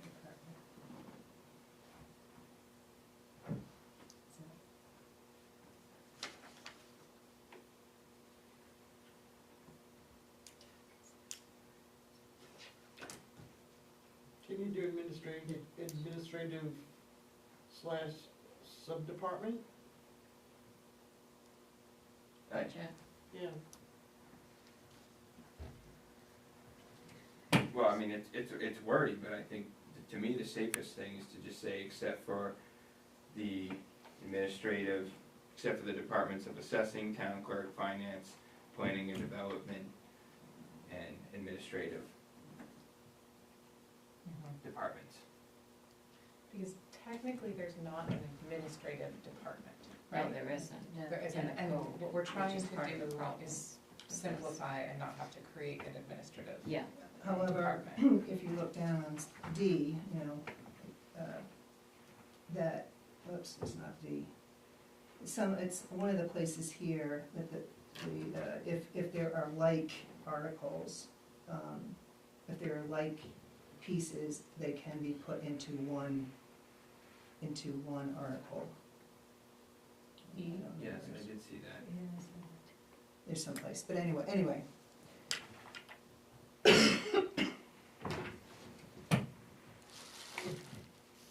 I think it makes the most sense to refer to it as the administrative budget, because what we're kind of like doing in this is creating a collection of budgets and calling them the administrative budget. That's what makes the most sense to me. But you don't raise appropriations for a budget, you raise appropriations for a department. Right, I and the think. administrative budget, as we put in 537C, the administrative budget is What the I'm, expenditures of those departments. so I'm thinking expenditures of one administrative department on the other one. so I think if you go above on 40C, because they're both Cs, if you look at 40C, above the red cross out, that last sentence, non-departmental, I think that's the key word there. Non-departmental appropriations of similar purpose may be grouped into a single warrant article at the discretion of the select board. Yeah, that's how you get the administrative department. So do you, But those are all departments still. We Yes. haven't made town clerk, finance, those are all still their own departments. Right. but it says non-departmental appropriations, not. I mean, that's how you get to group like pieces under administration, because it was just town manager pieces, because they're like pieces, but anyway. And then in 37C, it does state that these will be considered sub-department expenditures of one administrative budget, which, by saying except for the administrative budget as referenced in 5-37, that still sounds Mhm. that it is doing what the 37, well, both Cs at that point, I think, would be aligned together.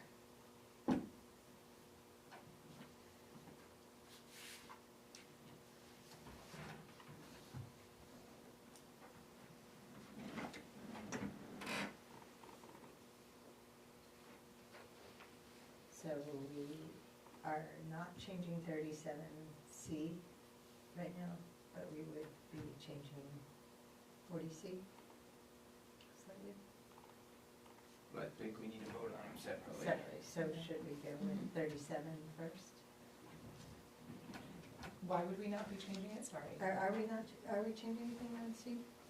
37C, we would be adding that line about these departments being considered sub-department expenditures of one administrative Oh, budget. yeah, I mean, what you have in red. Oh, yes. Yes, Not sorry, I meant not changes. changing Right, what you got have, it. sorry. So yes, the way it's presented Presented is is the way, fine, first, yes. okay, well, or I mean, Not to be we'll make, confusing. right, all right, I'll make a motion that we accept, the changes made in 537C. A second. comments or questions? So I have comments, some new information. You know my position from the last couple of meetings and all the reasons why. The new information is the Department of Assessing. I've heard from some assessors, and I'm putting my hat on as an assessor. Really would like to see that department and that budget be respected for the independent nature for that department, as it's an elected board, just like this board, and their officers as well for the town. So really would like to see the Department of Assessing separate and have its own warrant article at the town meeting.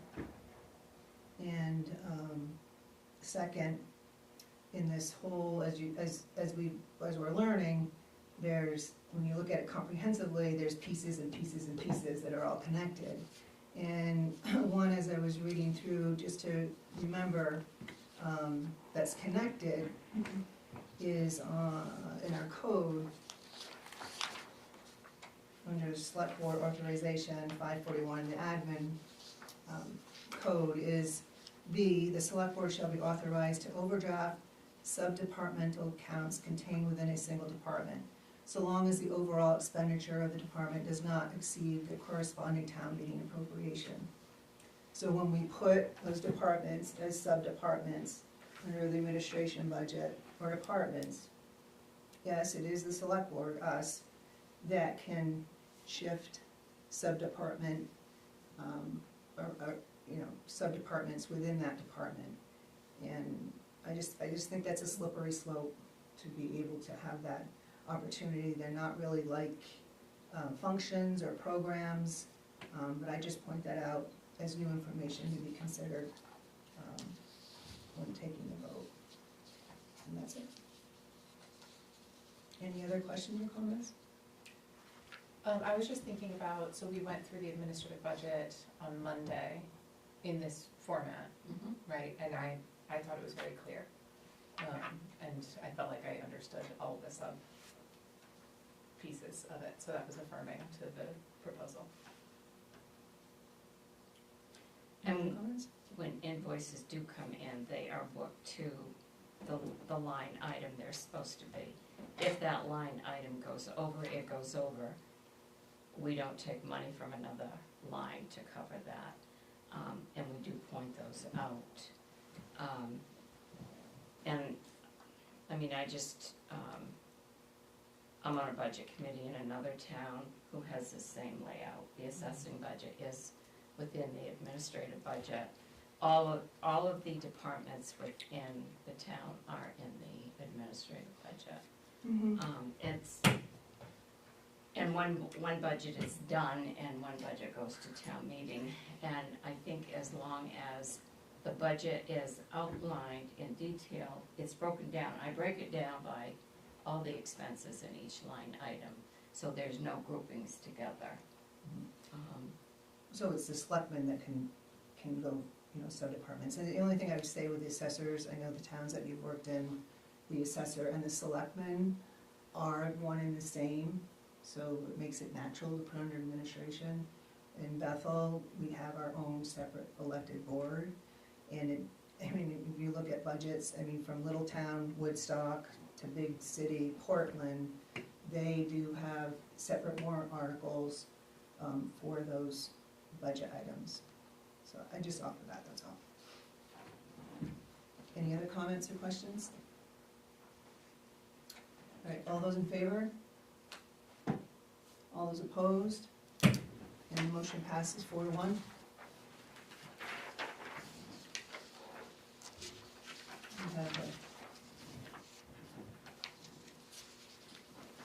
second one? Oh, yes, the other one is, 540.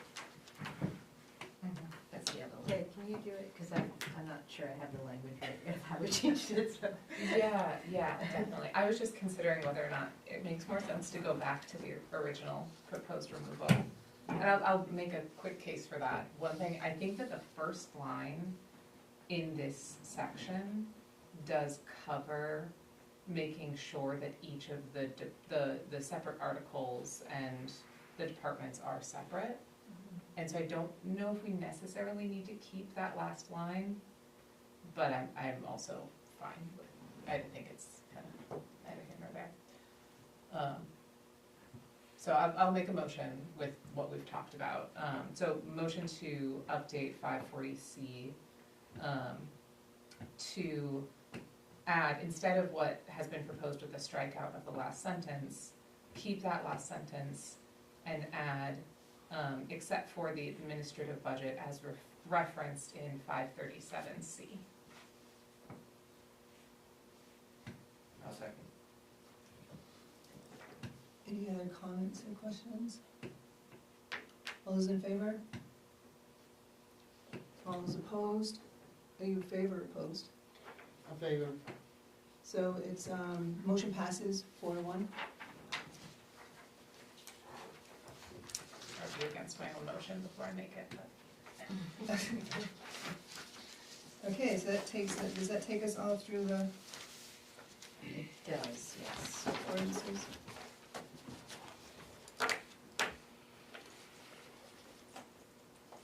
So we're gonna, public hearings, we're gonna wait on their couple ones and do it in early May, since we already have a meeting before April 15th. I'll look at it. Oh. We could still schedule a public hearing for these three, and then wait if they have they may not have others to come back for a public hearing. So, that way, we can at least have these three done, and those can be moved forwarded, and then if they decide they have something, they can bring it back, and we can see if we can fit that in someplace. Can we do it the first meeting of May, because we already had that other meeting ahead of April 15th? For a public hearing? Well, we have the budget committee ahead of our April 15th meeting, but do the Oh, public hearing yeah. for this, the first meeting in May, that still will fit, it gives, Just so you guys know, I'm gone the last week of April and the first week of May. So the week of the 4th of May? You can still do what you need to do, I'm just letting you know. All right, give me a minute here so I can collect my thoughts. The week of the 27th of April? Right, Yes.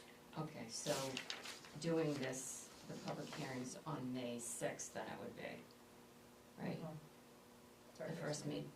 The first meeting in May, you said? yeah, it gives a chance, so we don't have to keep doing these over again. Mhm. It gives a chance for ORC if they don't have anything, right, All right, I'll see as if of right that, now. we I'll don't- see if that can work. I'll put everything on the calendar. You won't be here the 6th, you said, right? No. Oh, you that's won't be fine. here the No, 6th? that's fine. I'm gone for 2 weeks, so. Well, I don't blame you. Would not be able to do it the meeting of the 20th, because that way it's cutting it too close to getting the warrant drafted and out. Okay. I'll put that there for right now and see how I can get that to work. Okay. Okay, so now we're on to discussion and action on requests for 3 part-time positions. You all pick, what do you want to roll? Admin assistant first? Which one? Admin assistant, administrative?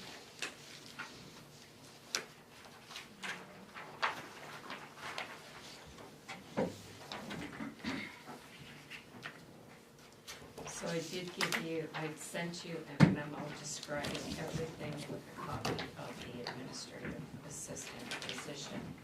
And that was just the title I chose, based on the work. I can answer any questions that you might have on that and why I'm asking for that. I think the only thing I'm questioning is, you have a town/airport manager, is the payroll gonna reflect that? No, So it'll be charged to administrative? oh, this will be in the administrative budget under its own, like in the budget you looked at, it has its own line. Because now the administration budget, and the administrative budget is all in one. So it comes right after the 7 positions here. And then the next line in the budget is where I put the part-time position. So yes, it's in that one budget. Okay, so it's not into the airport at all? No, Okay. Sharon, are you seeing this as a position that we need for indefinitely, or is it more of a? no, I'm not, that's something that can be looked on at a year-to-year basis. For right now, while we are still trying to, and finding things that are not caught up, to get things caught up to where they need to be. And right now, we're not able to keep caught up in getting the work done that needs to be done because of always having to go back and fix problems, or a lot of the work that comes forward. Like, I'll give you an example, with the airport duties. I am responsible for doing all of the airport functions as far as clerical and or whatever. And right now, we're doing RFQs, so I'm the one that has to get all that done. So that's been a pretty time-consuming process. So there are things that come into my desk that I have to do that I could, if I had somebody else to do them, then I could pass those on. Something like this I wouldn't pass on to do, I would do it myself, and I just wouldn't do something else that needed to be done. There is research work that comes into the town manager's desk, whether it's to do with the town office or the airport. I don't want to delegate that work out for someone else to do, because then I impact what needs to be done on their desks. And then when you look at finance, with all of the grants we have, there is a lot of extra work involved in the grants to make sure, with the grants and the bans and USDA, making sure that all of those balance and all that work is done. One of the things that has been a challenge since I got here was the bank statements, because those were not caught up. And like when the auditors came to start the work for the fiscal year 25, there were several months that weren't done, that had to be done in order for them to even start the audit. So the auditing company said, well, we can do that, but then it was taking them a lot longer than they wanted it to take to get the job done, plus the fact it was over double what it was gonna cost. So then I brought someone in to start working on catching the bank recs up and bank statements up. So trying to do the past wasn't getting the current ones done. That's how the cycle has been going here.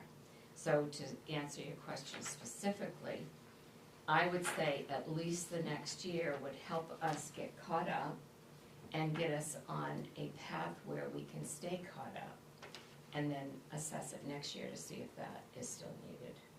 So it would be a 1-year.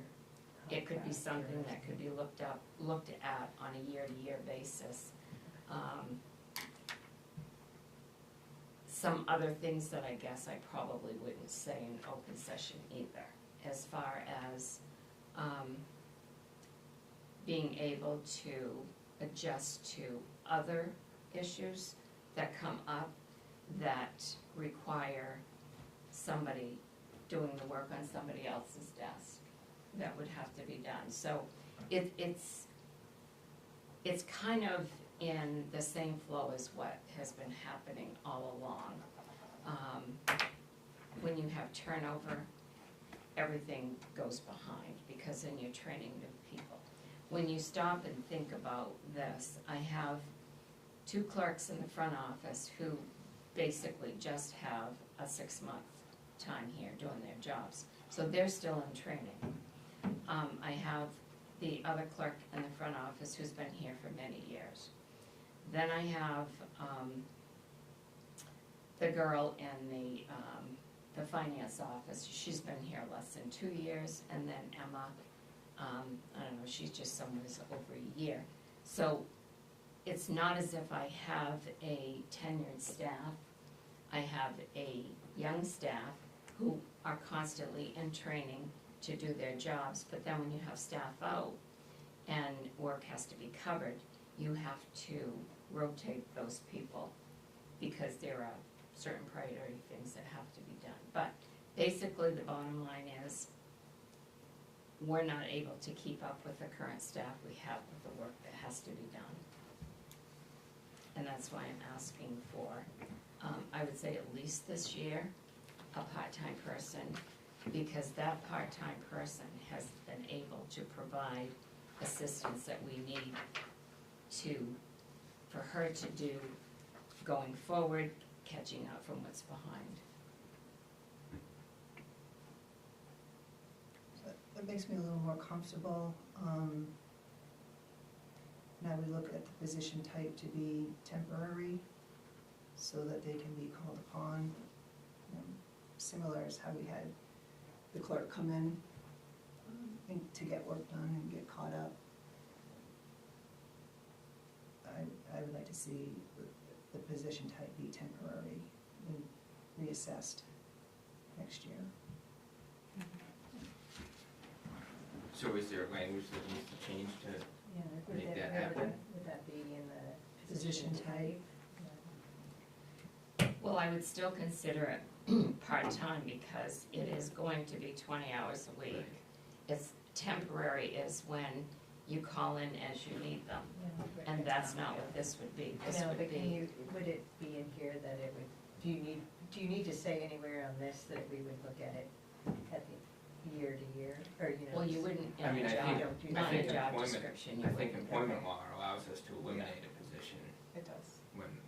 You if can we eliminate need to any eliminate. position that is no longer needed. Yeah. It's Yeah, just- just it's as long hard as to that give It's hard, and it then never take happens. away. Yeah. Never. And since hearing that it's, it's predominantly to get caught up and assist in these, this is the impact of when we take on some of these other pieces, to get these other pieces done and get them caught up. We'll also have the training. There'll be additional months now and years to get the staff, trained up some more. But for me, I'm comfortable with the temporary. Also was looking at what the rate was, $30, I think it was, proposing. $30 an hour. So that was just as a concern. I mean, if it goes to part-time, then I'd like to see the position posted. I have no No, I- intentions of posting this job. Yes, I know you're going to give it to Sharon. It's a person Sharon. that's been doing the work, knows how to do it, and can get it done. Right, the person that you've worked with, yeah, I understand, but there's, the optics of it, there's optics to it. But for me, I'm just saying if it goes to be a part-time position, which is more of a position that we would then have to cut, if it came to that, I would like to see it posted. And just to mention, for just as concerns, the $30, I mean, it's more than the clerks, that most of the other clerks make here. And, if it's temporary, I think it gives the manager a little more control over pay and job scope and such. If it goes to part-time classification, I'm just thinking of the other people, maybe one of the other clerks might want to apply for it. That's just my concerns, that's all. So to add to that, there isn't another clerk in this office that could, all the clerks in this office are full-time, so they're not gonna apply for a part-time position. the clerks in the front office don't have the expertise anyway. This is not a full-time job, they would wanna go from full-time to full-time. It's a part-time, so none of my full-timers are going to apply for a part-time job. Anyone that works in the finance area, they have an expertise to that. And they make more money than a regular clerk would anyway, so she is right in line with being under the finance clerk's wage. The idea is not to post this because then I'm going to be challenged with weeks and weeks of posting, possibly with no one applying with qualifications. And this is not a job that I want to have to train someone to do because it's gonna back us up again in the work that needs to be done. So the only way this is gonna effectively work is to continue to have this person doing the work that she's been doing. She knows everything about the Trio software. She's worked in a municipality doing this work now for a good 15 years. And she can do what we need to have done. The pay is a comparable pay with this work, and there's no training. So if you wanna change it to a temporary position versus a part-time, I have no problem with that, as long as the understanding is that she will be working 20 hours a week for the next year at this rate of pay. Yeah. That's fine with me, and I share a lot of the same concerns and thoughts that you expressed, Michelle, so. But, obviously, I trust you need the help, so we hopefully can make that happen, but, yeah. And as far as the pay, I get it, but I will say, I've seen it happen where they pay too much for the part-time position and the full-time people do leave it. I don't know that they would for this amount, I don't think they probably would for this amount, but we do wanna, it's good to keep those things in mind, as I made the same point with the rec-director position, which we'll talk about next, and the Yeah. assistant rec-director. Well, it gives, we're essentially creating a position for the person who's helping us out temporary basis now. That's what we're doing.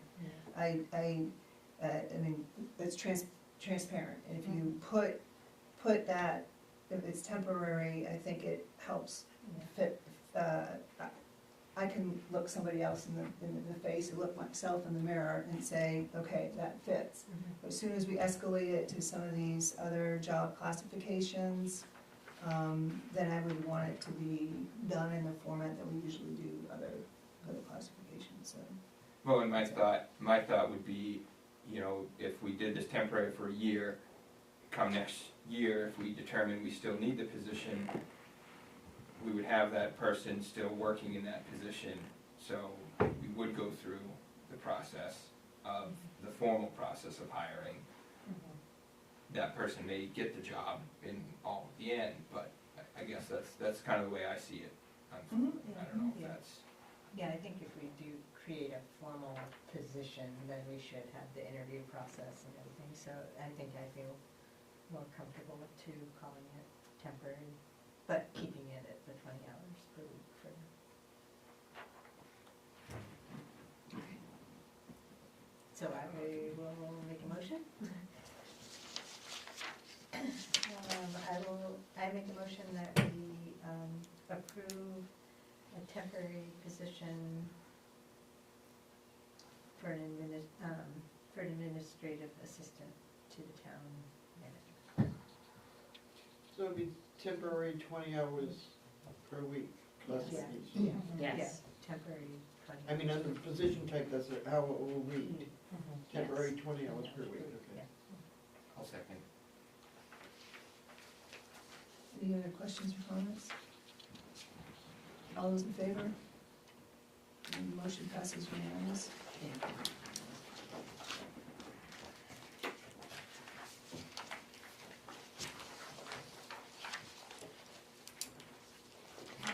Okay, now we have the two recreation pieces.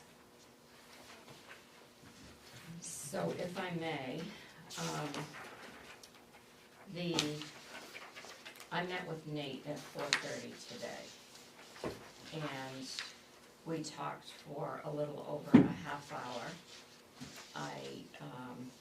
I've stated my case in the last two budget meetings.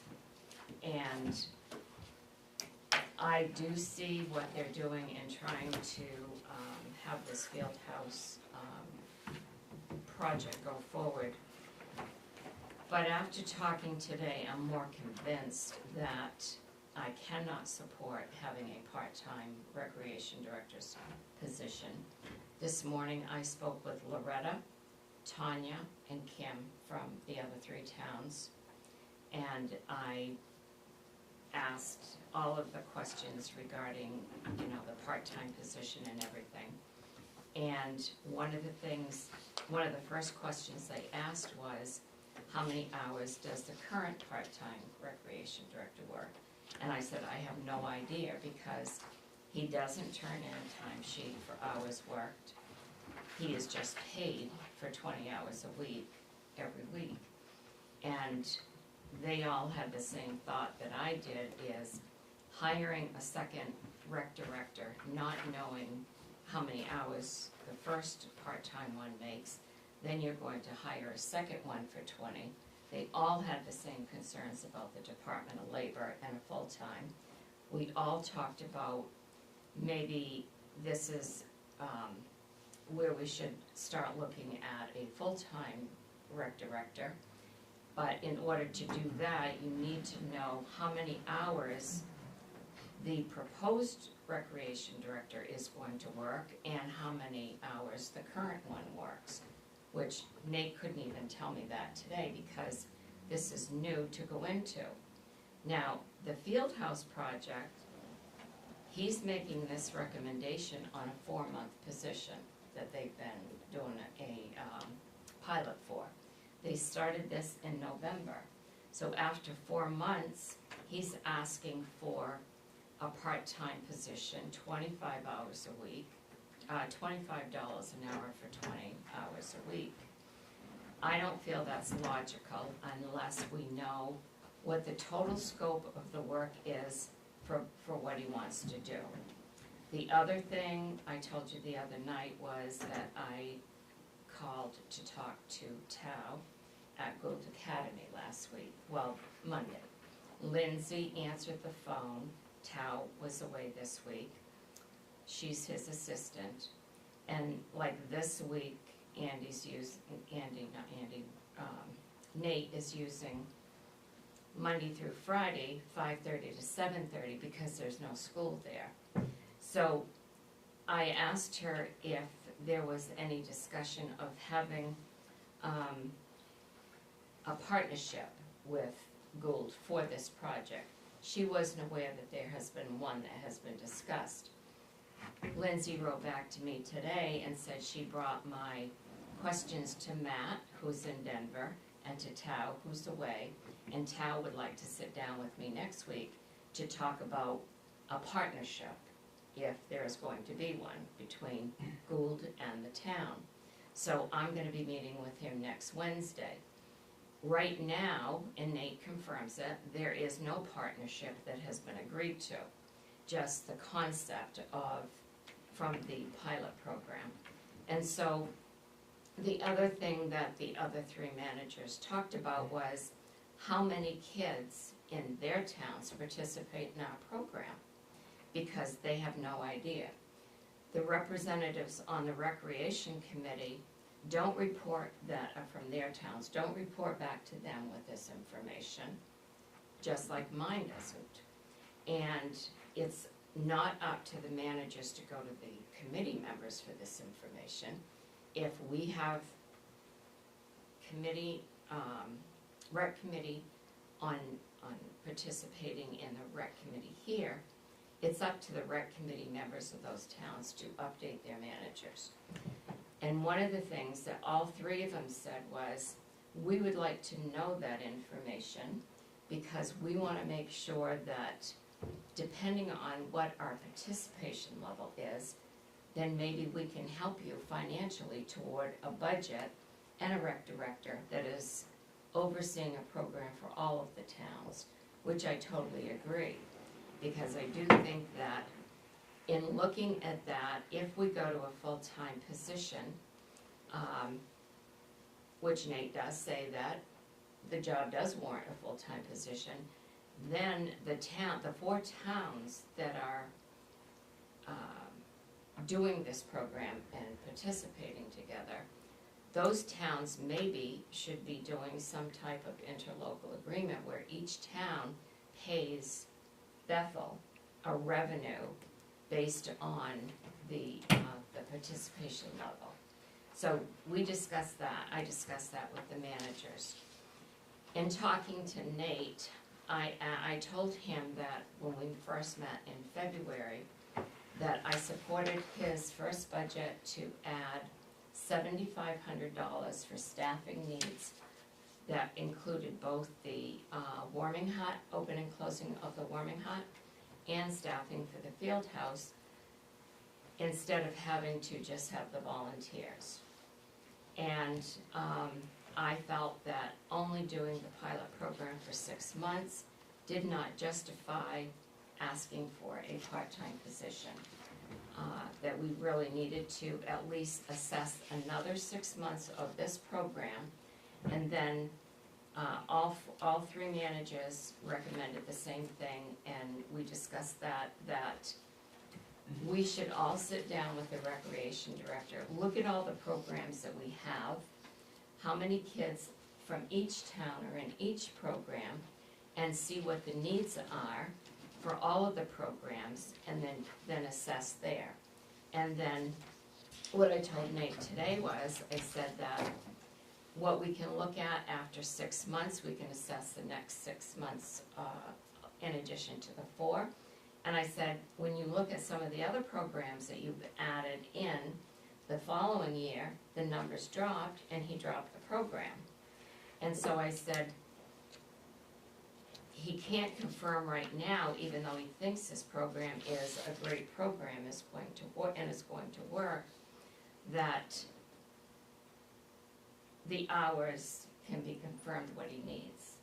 And so what I'm proposing is that there be no part-time recreation director added, that he continue with the first budget proposal of adding $7,500, and I said that $7,500 you can use for whoever you want to do your staffing for the field house program. Then we can assess it and decide at that point whether we need a full-time recreation director and move forward that way. And then I said, as far as the field house, the warming hut, I said, that I don't consider to be a part-time job. That's a seasonal job that would require temporary hours. So I said, there's always a lot of organizations out there that would be more than happy to open and close that as well. And he said that, and I told him I had talked to him within the past year about a full-time job, and he said that if we looked at hiring a full-time director, he wouldn't be able to do the job because of his other commitments. But he said, don't let that stop you. And so I said, one of the things that we could look at too is, in hiring a full-time director, maybe there's still the need for hiring him in the role of setting up like the baseball and softball programs. He has no problem with that either. So to me, it makes no sense to hire this position when, number one, you have no idea how many hours it's gonna take. You have no idea how many hours it takes for the current recreation director who is part-time. And you assess this field house program for the next 6 months and see where it's going. And if you're going, and plus the fact that we don't even know what arrangement could be made with Gould.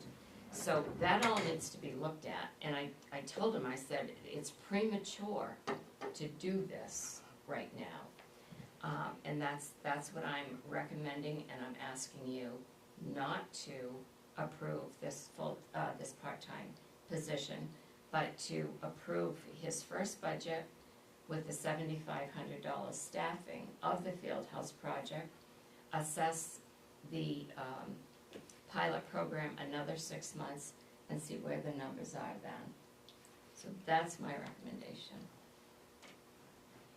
I mean, I've been thinking a lot about what you said at the budget meeting, and I think I agree with you now. I mean, I support recreation, but I do feel like, I think I didn't know about the 7,500 the first time we talked about it. So I think, we hadn't seen that. So I think having that money to pay somebody to help with the field house would be very helpful, and it would keep the momentum going, and it would be enough to pay somebody to start tracking all that data that you need.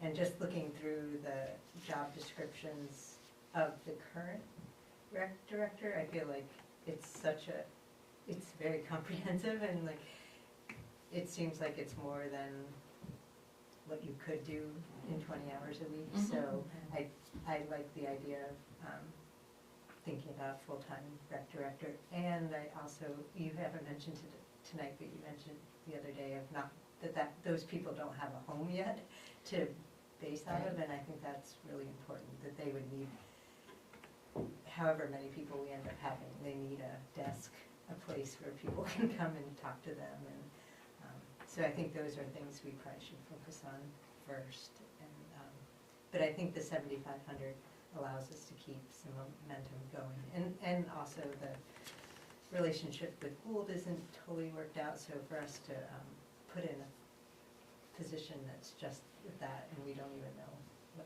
exactly what they're thinking, is a little premature. Yeah, I'm on the same wavelength as you are, and going through this job description, and the red is for the new part-time person, those are much more than the director is doing now. It's Yes. the opposite, right? The No, the red is is, Nate, the current rec director, and the Yeah. black is Oh, the it new. is. Yes, It's the that's what- opposite of what we usually do. I wrote Yeah. that Oh, I on did. top. Yeah. That was very helpful. Yeah, I know. Oh, I'm sorry. I know. I was totally confused on Mark Street. Yeah. All right. Yeah. But I mean, as far as, we don't have a partnership, we don't have anything with Gould, we don't have any clue as to what this is gonna end up being. And just the way the whole thing was presented, I'm not really a fan of how it was presented, or maybe he didn't understand how it should have been presented, but, we have to stick to the rules that we have to go by. Yeah, I think you've made a lot of really good points. I really appreciate, I think one of the things that I was struggling with in this conversation is that I really wanted the opportunity to look at the larger picture of where we're going with rec.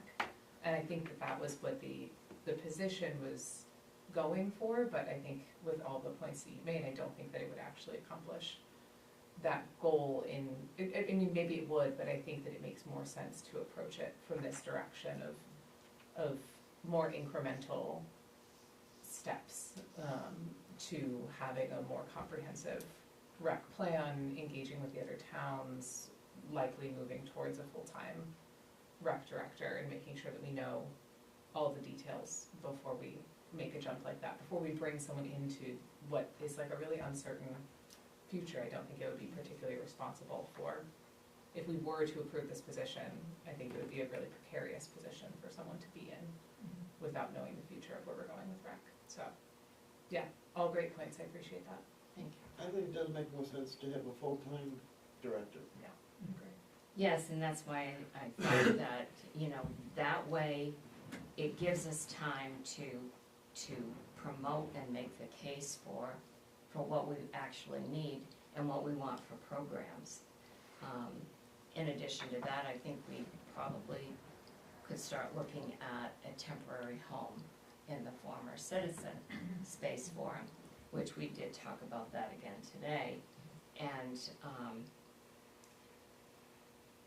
that just didn't fit with his schedule, actually, but it is a good opportunity. There is more than enough storage space for all his equipment. he would have a home, or recreation would have a home to do their meetings. They could have, if you're going to have somebody in a part-time recreation position and a full-time, they have to have an office space where people can call them. I mean, we have people call here all the time and wanting to talk to the recreation director. Yeah, I think they would, I don't know, if we, I think it'd be nice to have office hours or something, Yes. even as a part-time, just so Yeah. people Yeah. know exactly when they can have a conversation. Yes. I mean, with the rec department, when they're under transformation from a volunteer person to an actual department, it has its governance set up, it has its charge set up. Even though there may be void information from the department head to the manager, you know, we've been attending, you know, rec board meetings, and that board is very in tune with what's happening and their programming. And even though information, again, like I said, is not coming up, it's there. They look and see what's working, what's not working. For me, not being, for this position that's being proposed, I could see flexibility in changing it to something like a supervisor or a manager. It doesn't have to be, you know, one-on-one. And I hear what everybody is saying. What I was intrigued with, and I really wanna make sure it's in the programming, whether it's 7,500 or more, is that to explore this concept of community recreation. It's recreation in my background, recreation, that I'm intrigued by it. And I'm skeptical of the participation numbers, but I'd like to really give that programming a chance. Yeah. So, however it can manifest itself in the budget, 75 or more. I mean, Yeah. to have that sort of programming, so if there's a temporary person that can take the stats or whatever, that would be, you know, I think very, very helpful, in that. I mean, to be honest, I'd rather be putting money into programs and, projects and, that is more active like this and has a direct touch to our citizens, than perhaps into overhead. But that's where I am. The hot piece is, I mean, the rink never went to planning board, so we don't know if they would ever put any conditions on it like the pond has, but I could see a temporary position there. And again, that would allow flexibility, if it's needed, you know, try it for a year, doesn't, because that's that flexibility again, if it's temporary. I do think, like, I think it's a huge asset to the community and being that for kids to be, and families to be, and everybody to be active in the winter, so. Temporary seasonal. Yeah. Seasonal. But, I couldn't quite tell, like, is it, is he envisioning somebody just coming to open and close it, kinda like Angeline Park? Or would the person be there during the 3 hours? Like, No, that's a they little- would open and close, and it's only on, when they're opened at night. Yeah. I wouldn't recommend a temporary or a part-time for this position either. I think that it is the recreation director that can establish finding someone to open and close a hut that's not even there yet. We don't even know if they're going to have to go to planning board, first of all, to see if planning board, it's gonna have to be determined whether it's applicable or not, and whether they can put the warming hut there in addition to the storage building they have there now, so that's even an unknown. But I would not recommend either one of them as being established as a temporary and or part-time until after the, like I said, with the field house, until after we do another 6 month. And then the season now for the ice is over with. He's gonna have plenty of time to figure out who he can have come in and open and close. And if he's going to, if they're gonna have skates or not. So again, both of these are too premature. His first budget proposal was $7,500 for both of these. And I told him today, I said, if you wanna use that $7,500 just for the field house, or if you wanna assign a certain amount, but I said, I can tell you that I would be pretty certain that $18 an hour would not be recommended by anyone to open and close a warming hut where kids or people are going to skate, because our drivers aren't even making that. So I think for me, that my recommendation is no addition of any positions in recreation until we can assess this. And the other thing that the other managers are interested in, you know, what you said, like the community piece of it. I think our 4 towns need to be involved in addressing this community piece and seeing what we can do. And the 4 of us managers are willing to meet and discuss how this can be a community program. Because when you look at the rec budget, what do we have in there for adult programs? There's no adult programs. Right. And one of the key things in making this a full-time recreation position is the introduction of adult programs. And I can tell you, You can make money with that. Yeah. you can, there are a lot of programs that can be added for adult programs. And I mean, I can cite you all the adult programs that were added in once another town put in their full-time recreation director. And the recreation program is not just for kids, it's not just for adults. You have to combine them together and look at that together. So that's my recommendation. Yeah, and I think that was part of what this Gould Fieldhouse and community piece, there are adult programs out there, and it's kind of, Pickleball right now. what's I think that? Is pickleball? There's goes for the pickleball, rec? there's walking, Yeah. there's collaborations with other organizations in town to put together the programming. That's kind of how it is. So that's how they've been kind of working it. That was to explore, this piece here was to explore that more, the collaborations that could happen. The town manager piece is very interesting. There has been, I mean, it's all been set up by Bethel, and they've never had an interest before. Glad they have an interest now. Hopefully they can get their boards on. I mean, none of this has been talked about with their boards. And recreation has been one that we've looked at, not looked at, but we had hoped to look at regionally. So maybe there's some efforts there, just to nip it in the bud. I would not just look at the users that use this, but if there's going to be something full-fledged in the future, that we keep in mind that you also have a base cost.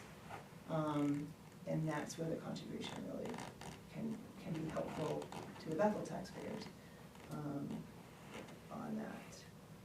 But the $7,500 is put in there to, what again? To staff the field house when there are, right now, when they're using the field house, he has volunteers come in to, because you can't just have kids in there without some type of. Oh, yeah, no. Right, so he's been using volunteers to come in and do the staffing. So when they have the hours at the field house, he would be able to pay someone. Mhm. How does that part work? Yeah. How do they pay?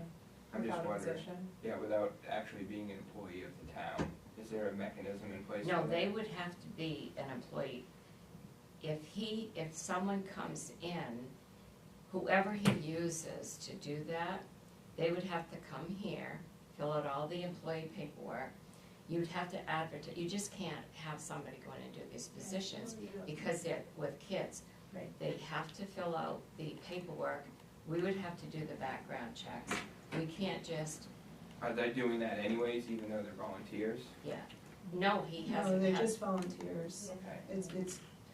It's just a loose consortium that they put together that I believe, I don't even know if there's written, but it's a handshake, to So try to see. You almost are creating a position. Yes, you are going to be, whether it's Right. 7,500 or Well, not. if we Yeah. pay them, yes, they Yeah. would have to come, We'd have to create a position. and we would have to, they would have to, just like the coaches. We don't have positions to pay the Okay. coaches, but the coaches are paid, it would be the same thing. Okay, But that I makes was just gonna sense. say, Yes. coaches, some coaches are paid. Well, it's, I See, shouldn't have said referees, coaches, it's the the umps. it's the umpires and So not the referees. coaches. The coaches The aren't. coaches are not paid, so the umpires It's and the the umps that are paid, referees, yeah. they have to pass background checks because they're working with kids. They have to fill out payroll paperwork. Nate turns in at the end of every month the hours that Yeah. the umpires work, and then they're paid here for payroll. Okay, so it'd But be they're this- not considered temporary employees, or there's no position So for you're them. looking at paying them, these folks, the same way? That, it would be done the That's same right. way, yes. That was- Unless there was one person who wanted to do it all. Right, Unless but there I was guess one person. that's kind of could be up to the rec director But- and what he felt But we are creating position or positions, we are creating a program for. of which we're putting wages to, so Right. there is that impact. And we would be, you know, setting their wages in the budget committee, since it's a new program, I did find that wording. They, for new programs, new positions, and the finances of that, of the new piece, the budget does get to weigh in on that. But yes, we are, whether it's, whether it's 21,000 or 7,500, Well, we're not necessarily, we don't have to necessarily approve these actual descriptions. No, and who knows when the hut goes to planning board and such, again, like Angevine Park, that's, I believe it was a condition that you have it opened and closed. And who knows if the planning board might put a same condition on it, to have. So, yeah, I agree, I think with pretty much everything that's been said. With that, I like the idea of a full-time rec director down the road for, before you have a part-time. Cause I just, like, I think Sharon mentioned, some other people mentioned, it does make sense to have two part-time positions.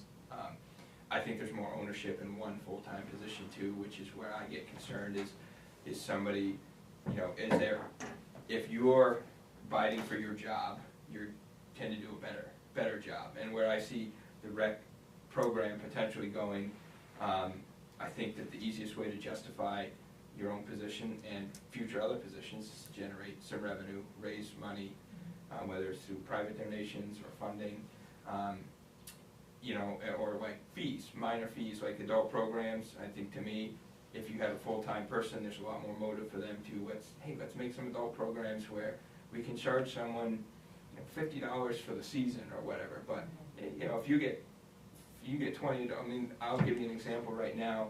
I'm pretty sure that we ended up going through the rec department, but we play basketball Sunday nights from, usually it starts in December, we were a little late this year, we ran from like January to March, through March at Telstar. There's anywhere from 10 to 20 guys that show up to play basketball.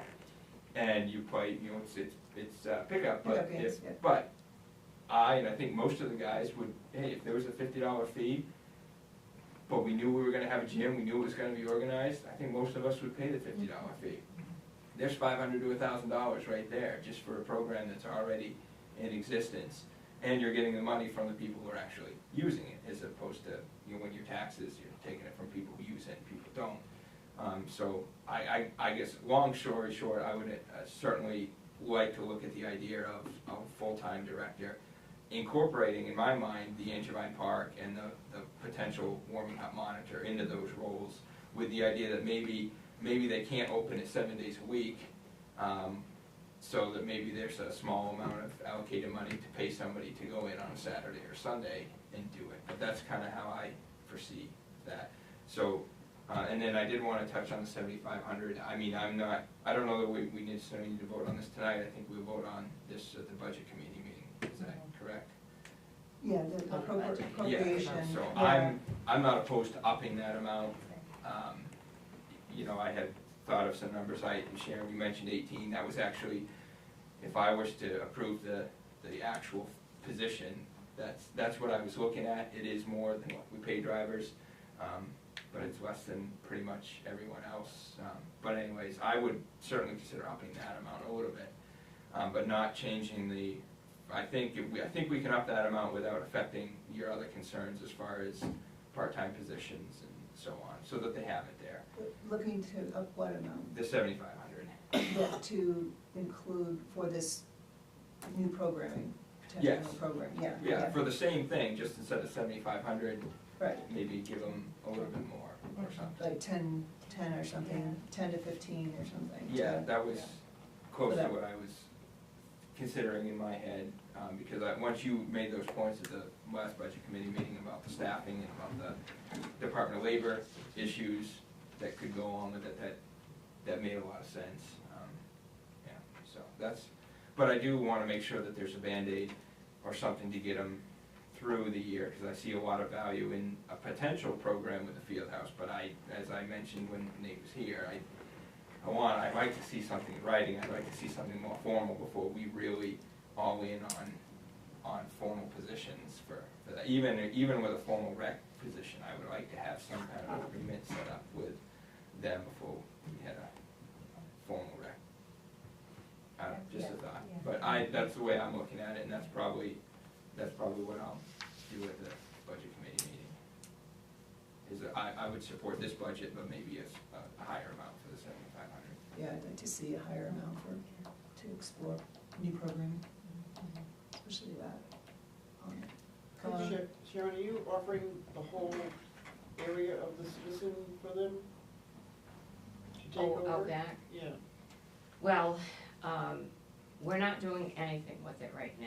No, I know, but is that what you're offering them, is that Yes, space? they could, yes, I think that they could use that space just like they're using Ethel Bisbee until we decide what we wanna do with Ethel Bisbee property and the property out back here. That's not to say that we still can't have someone come out back and look at the entire space and see how the two, areas can be combined together. But at least it provides a home for recreation. I mean, we have thousands of dollars of equipment stored at private locations. And that's really not good, liability, actually. I mean, what if there was a fire at those private locations and there was no insurance to cover that? So those are other things that you have to think of. But that could be a discussion that we could have. Well, I think, we've kind of had those already, that would be space that, whether he used it or not is another story, but that would be space that had for rec and that we could store stuff in there. Put a phone line in. For now, I mean, yeah, it was the initial thought that we had when they, But I think we would Vacated. still move forward with like having somebody give us, Yes. like, Oh, I would a think so. recommendation about how to use it. Oh, Anyways, yeah. I just don't want them to get so settled that it makes it hard to I do would it, think but we so. are still. Yes. and I think that was part of the piece that we wanted to incorporate Yeah. as well, Yeah. is Yeah. knowing that, it'd be nice for them to have a desk or a computer or something here, the registrations, all that kind of stuff that comes in. So tonight we're just voting on the two positions? Yeah.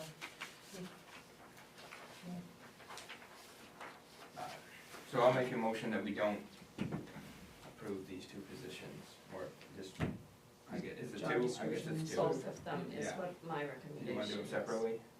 Oh, yeah, I do separately, yeah.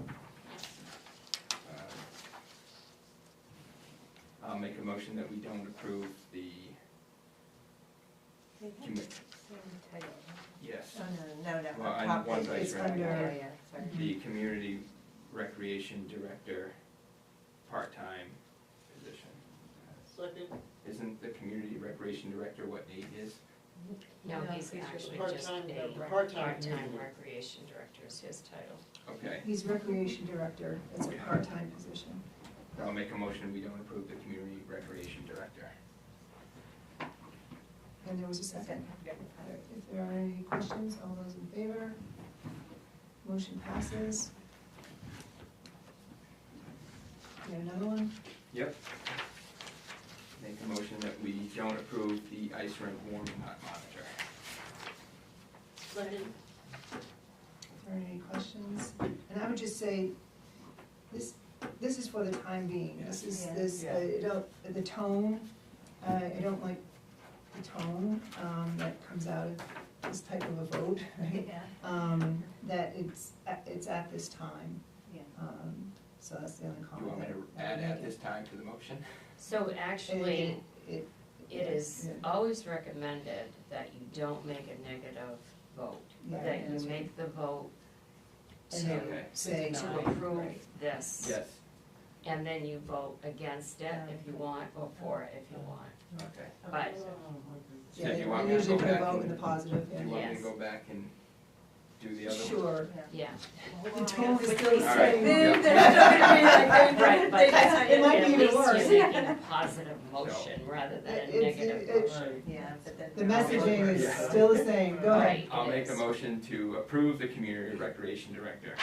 Second. All right, all those in favor? All those opposed? That's a trick question. Motion does not pass. I'll make a motion to approve the ice rink warming hot monitor.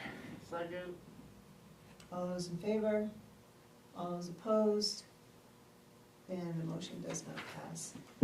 I would like to put it in the form of a motion, that we support the, programming, the research, that's being, and the piloting of this programming, of community recreation programming, and, that we would like to support something more than 7,500 when it comes to the Yeah, I budget. think that's good, because then it's clear that we want that to happen, and otherwise it just may not happen, so I think that's it. But wouldn't that just be done with the budget committee here? I believe for me, I believe it's important to have that and set that tone, and that gives us something to work with, that we know going into that we wanna do something more than 7,500. So we're gonna propose to the budget committee that we approve X amount for that project. Your motion right now is like an intention to, it's not an Right, actual. to support this, this, Yeah. this program, community recreation programming. Yeah, because otherwise people are just gonna hear that we just, But we don't even know what the program is yet, so I'm not. No, but we I'm not wanna going with say, it. like Michelle said, we wanna say that we do want you to explore.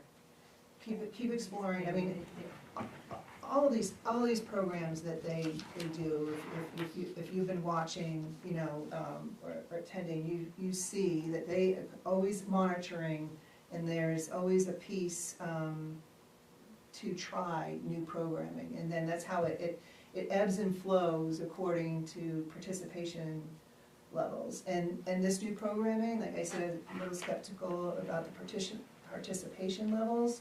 It is regional, and, I'd like to see how that goes, but I would like to support them, support that board in this programming.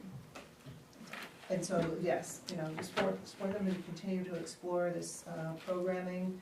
Right now, it's in the budget of 7,500, but that we will be considering possibly more than 7,500 at the time, the budget time.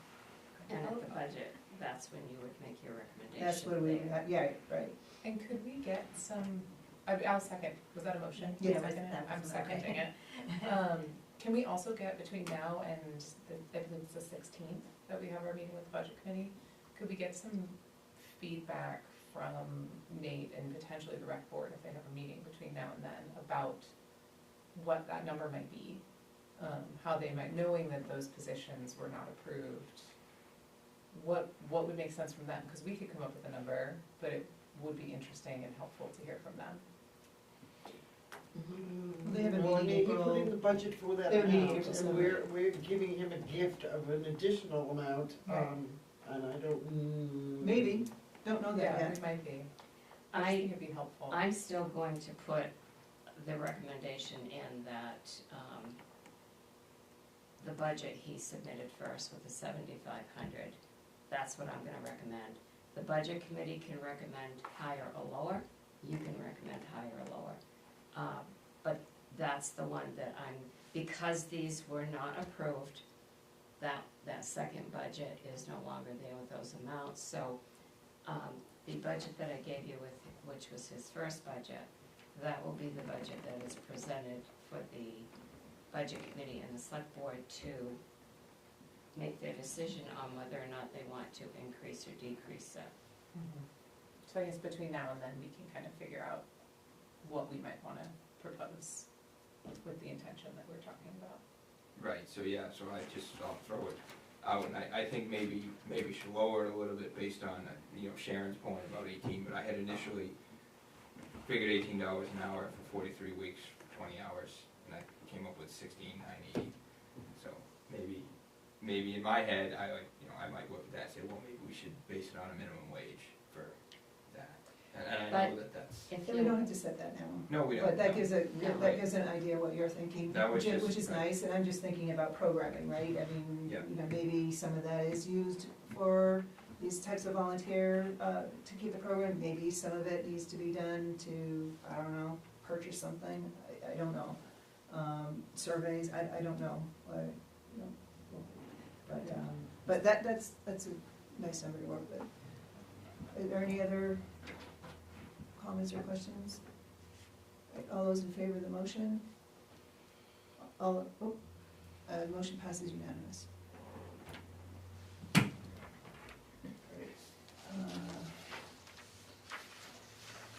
You can see the time. I think we can power through. You all good? Warrants.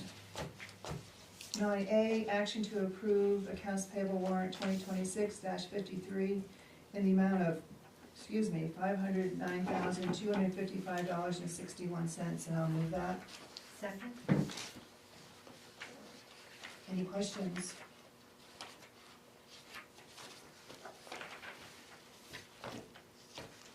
Hearing none, all those in favor?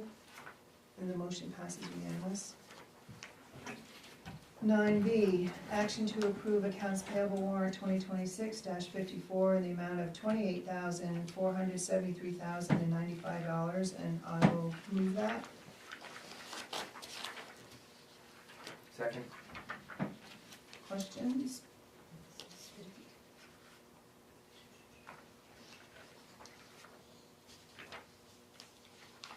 Sorry, this is the 28,000. Yeah. I don't know why I haven't thought about this before, but when we pay for like the wastewater treatment plant, electricity bill, does their budget end up reimbursing us for that, or? That comes out of their account. Okay. So okay, there's no yeah, got it. reimbursing, they have their own account numbers. Okay. Any other questions? Hearing none, all those in favor? Motion passes unanimous.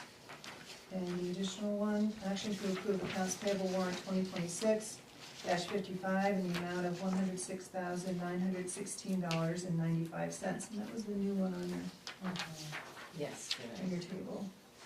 So this is January and February for Archie's, yes, and that's all we have so far.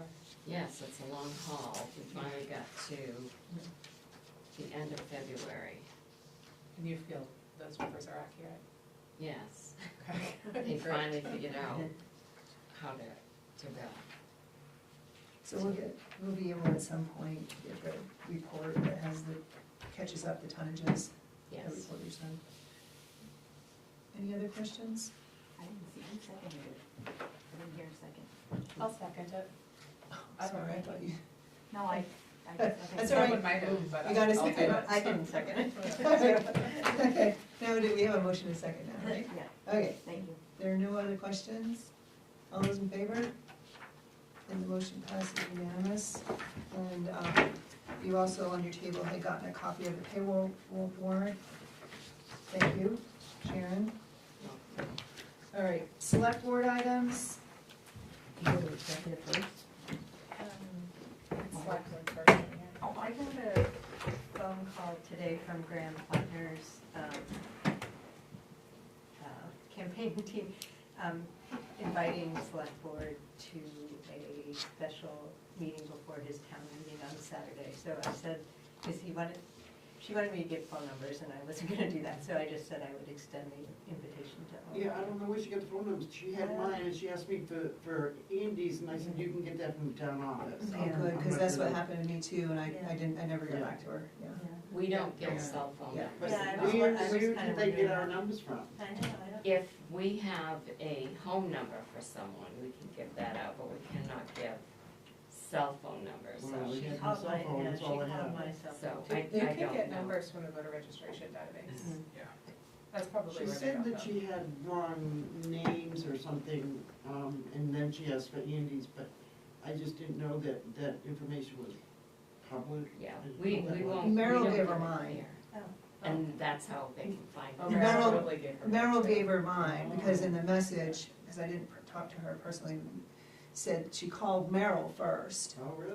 I guess as chair of the board, I don't know where the numbers came from, and then Merrill gave her mine, and she mentioned something that she had all the others, but she didn't have Andy's, so she was looking for Andy's, and I Yeah. would've said the Mine's same gotta thing be you the did. easiest one to find. Yeah, I would've said the same thing you did, but Yeah. I didn't return the call, yeah. So actually, I should word this differently.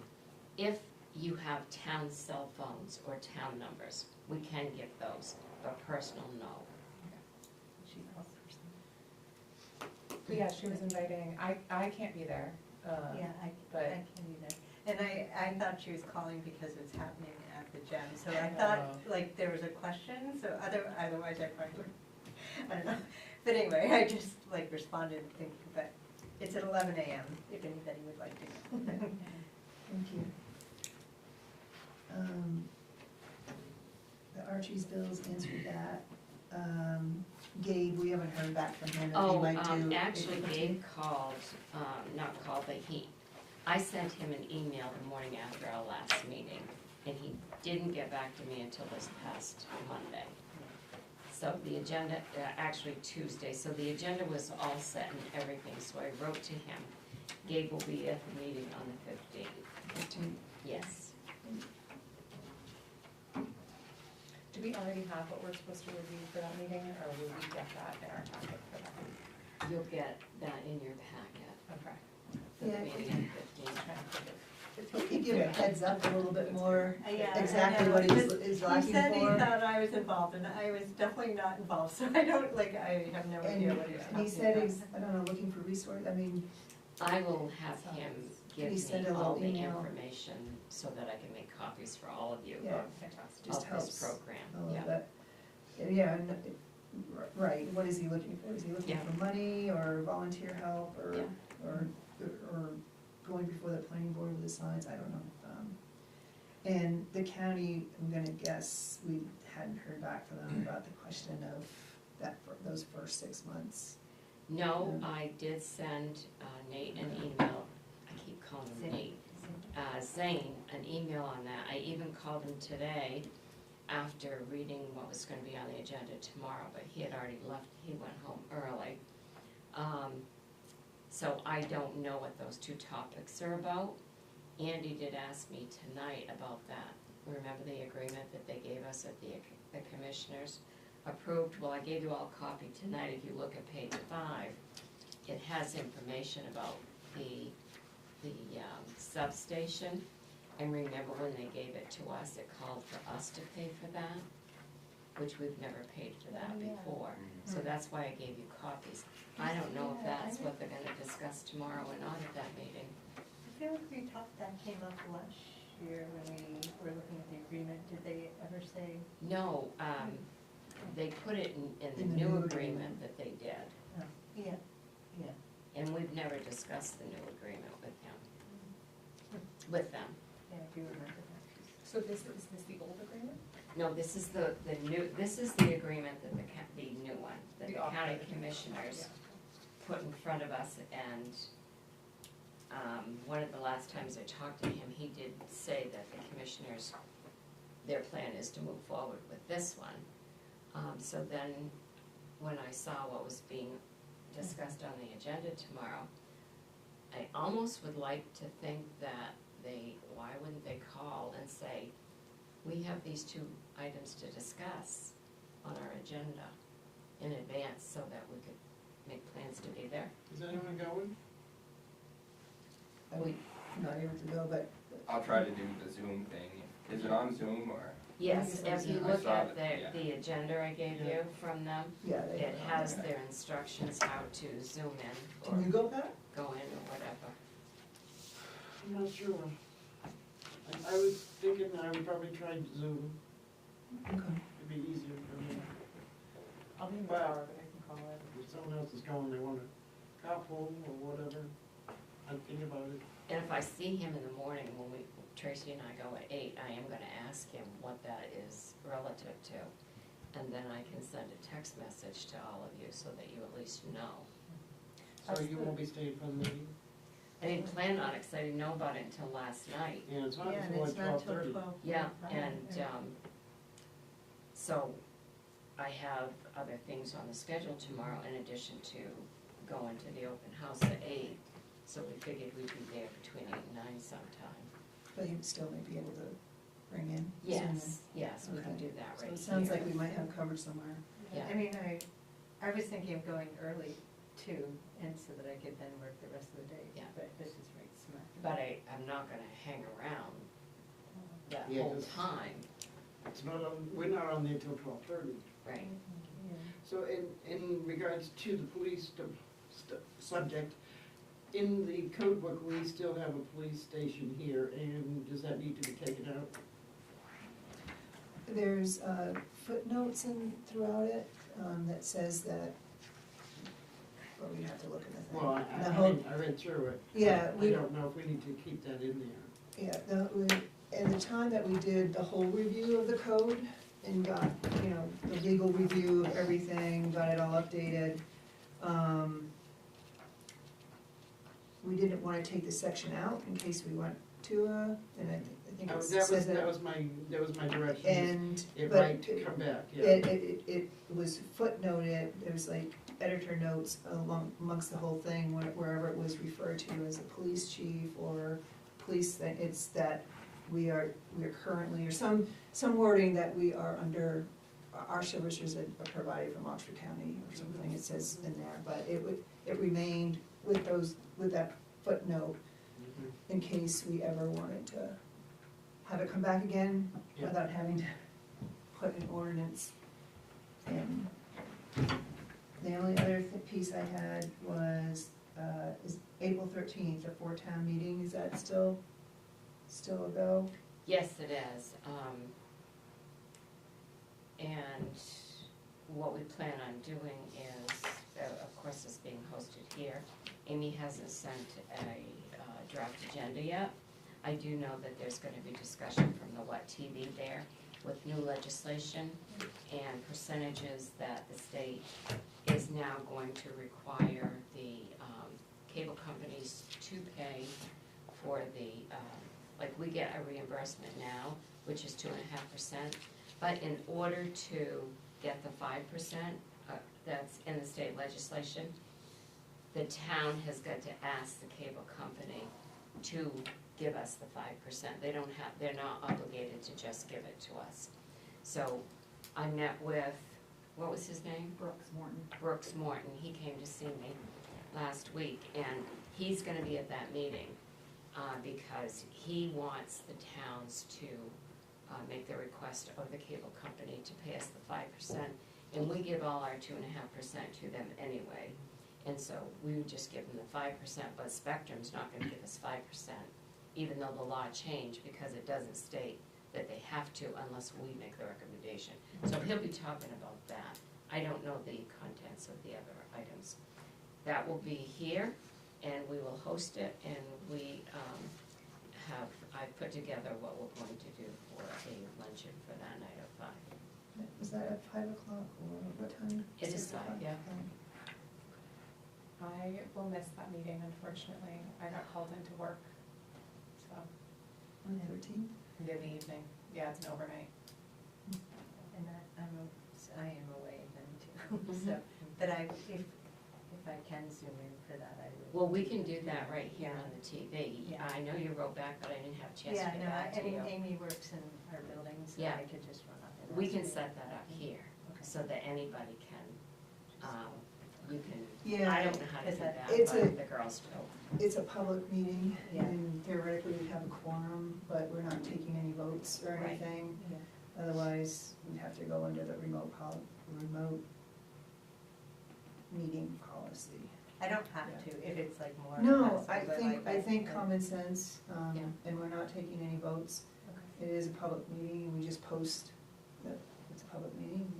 We're okay, but we're not doing it, we're not taking any Has votes. anyone called First Light to get hooked up to the fiber? I tried, They're not I did that too. way, I'm are too they? far away. And you couldn't? Well, Oh, no, yes. they told me Yeah, you are. that my area is not complete yet, so I have to wait till the end of the month. And I thought that they were saying that, Yeah. They told me you- last month it was gonna be in March when I called. When I But called they in said- February, they said March, now they're telling you, the end of March, it was, yeah, but I But they mean, said you could get on the list before but it's done. the way they presented it to us at these meetings is that we could call and set it up anytime. Yeah. Because I need to find out if I have to pay for the, from, from the street to the pole and all that. And she said she couldn't give me any information. And we haven't had any updates since our last meeting, so I could send Amy, email asking her if she can make Well, that's sure. all right, and I mean, I'll wait and, Get an I update. just didn't know if anyone else had tried and got the same answer that you did. Yep. Does anybody else have anything for select board items? Just a quick thing with the ORC, because we had some questions for them, so they, and Pat, you're probably familiar with this, but they operate off a master list that came, I think, from a variety of people at one point in time. Maybe the board, the select board being one group, the planning board, I think, being the other. I'm not sure, maybe sometimes from you, I don't know. From past Not meetings. But in- Past meetings. Past managers, so they have this master list that has been concocted, but obviously, we have new board members and stuff, so one of the things that they had mentioned trying to do is maybe give us the master list once or twice a year for us to review and make sure that, and which I think would probably be a good thing, to make sure that what they're doing is what we want them Yeah, that's what they're not to do. I was hoping that we would have a moment, they're working on their stuff currently, and that there'd be a break, and that maybe we could realign. Yeah.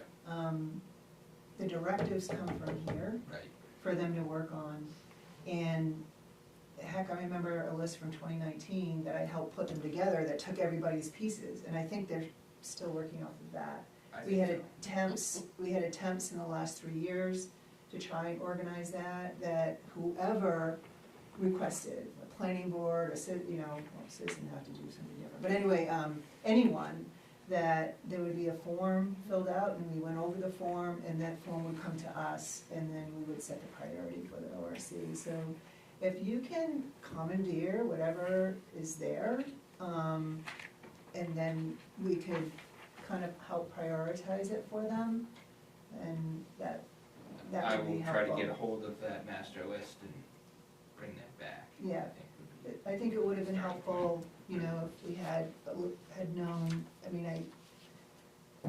I feel bad because of the work they put in and the volunteering that they do, and to try to, ask them for more. They're very gracious and they understood, but I think we can eliminate some of that by, And going forward with that, are we still going to pursue the idea of not having a select board person on that committee? Yeah, well, It was brought up that we might Wasn't it a code change need, at one right, point? we might not need to have a select board person on that committee. well, that would be, you know, if we wanted to propose that, but I think it's a good thing to have a select board. It's a liaison. Because everything comes to the select board anyways, and so this is why it was said, why do we have a select board person on there when everything's coming to the select board anyways? Yeah. Well, they're exposed to a lot more, things at the town. I But think we can if you, talk about that. I think we can- if you had that process set up, it would be a lot less necessary than it probably is in the moment. I think in the moment, it probably is a good idea, but I think if you had that process that you're talking about set up where it was coming through the town, the board, and the board was giving maybe more consistent direction to the ORC, then it may not be as important. I mean, there's still certainly a benefit there. I mean, we can always, you know, not right now, but if we wanted to talk about ordinance changes, we can. Then that could be one of them. There was one other suggestion that was made when I was on the board, is that they get on the email that we have. In other words, they have access, or we would have access to them being on there, so we would have that information. Sorry, where, what they're working on and what they've completed and what the list is, all that could be accessible to us through the computers. Because they're working on Google Drive, is that what you're saying?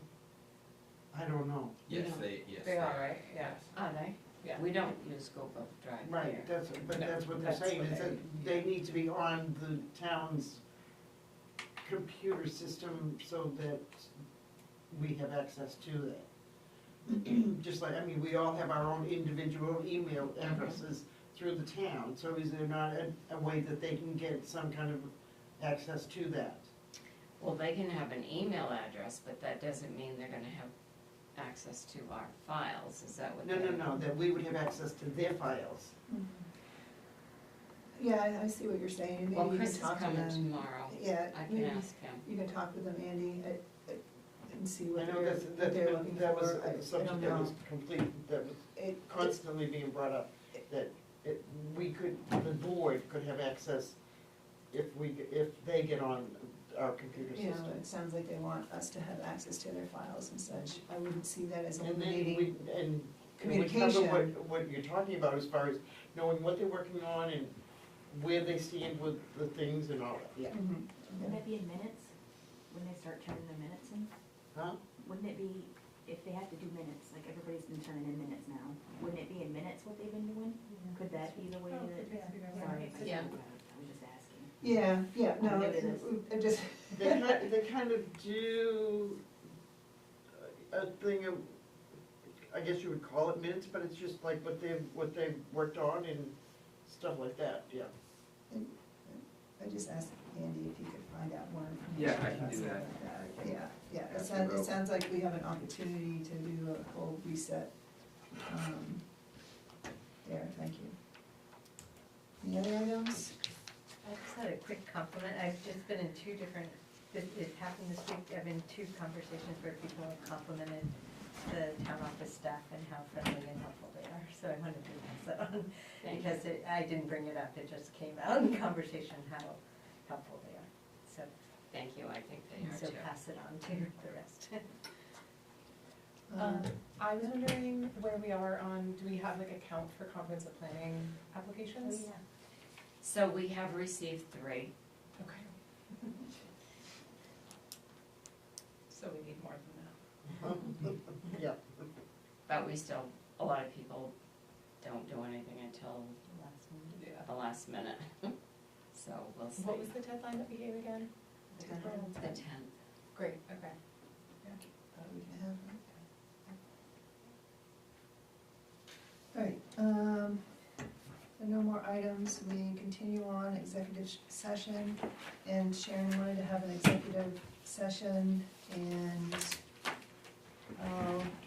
I'll move to enter executive session pursuant to 1 MRS Section 4056A to discuss a personnel matter with the town manager. I'll second. All right, all those in favor? And the motion passes unanimous, and it's 9:05.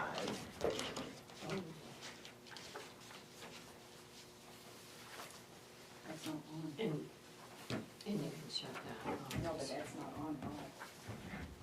Oh, no, so sorry. So, I'll just try to transcribe the audio tomorrow. forward you, You'll just have all I'll your shoes forward back. all of you that agenda email from Abby. Yeah. So that we I can already try. have it. Oh, I already sent it. Oh, did you? Did I? No, I didn't. You didn't? It must have been the one that I got from her then. Did I? No, you get, you were Yeah, I on got her one, list. yeah, okay. For the commissioners. Yeah, It's on the Michelle's sheet, it's on on the the list. sheet. Yeah, I think she Yeah, wants to but I email us, so wanted we you have to the link. click the Zoom link. link. Yeah. Yeah, sorry. So, Well, thank you. we're out of, I didn't need that, cause I'm not good when it comes to doing that stuff. So, yes, thanks for saying. we're out of executive session at 9:35, and no action needs to be taken. Is there a motion to adjourn? I make a motion to adjourn. Second. All those in favor? Thank you, everybody. Have a good trip.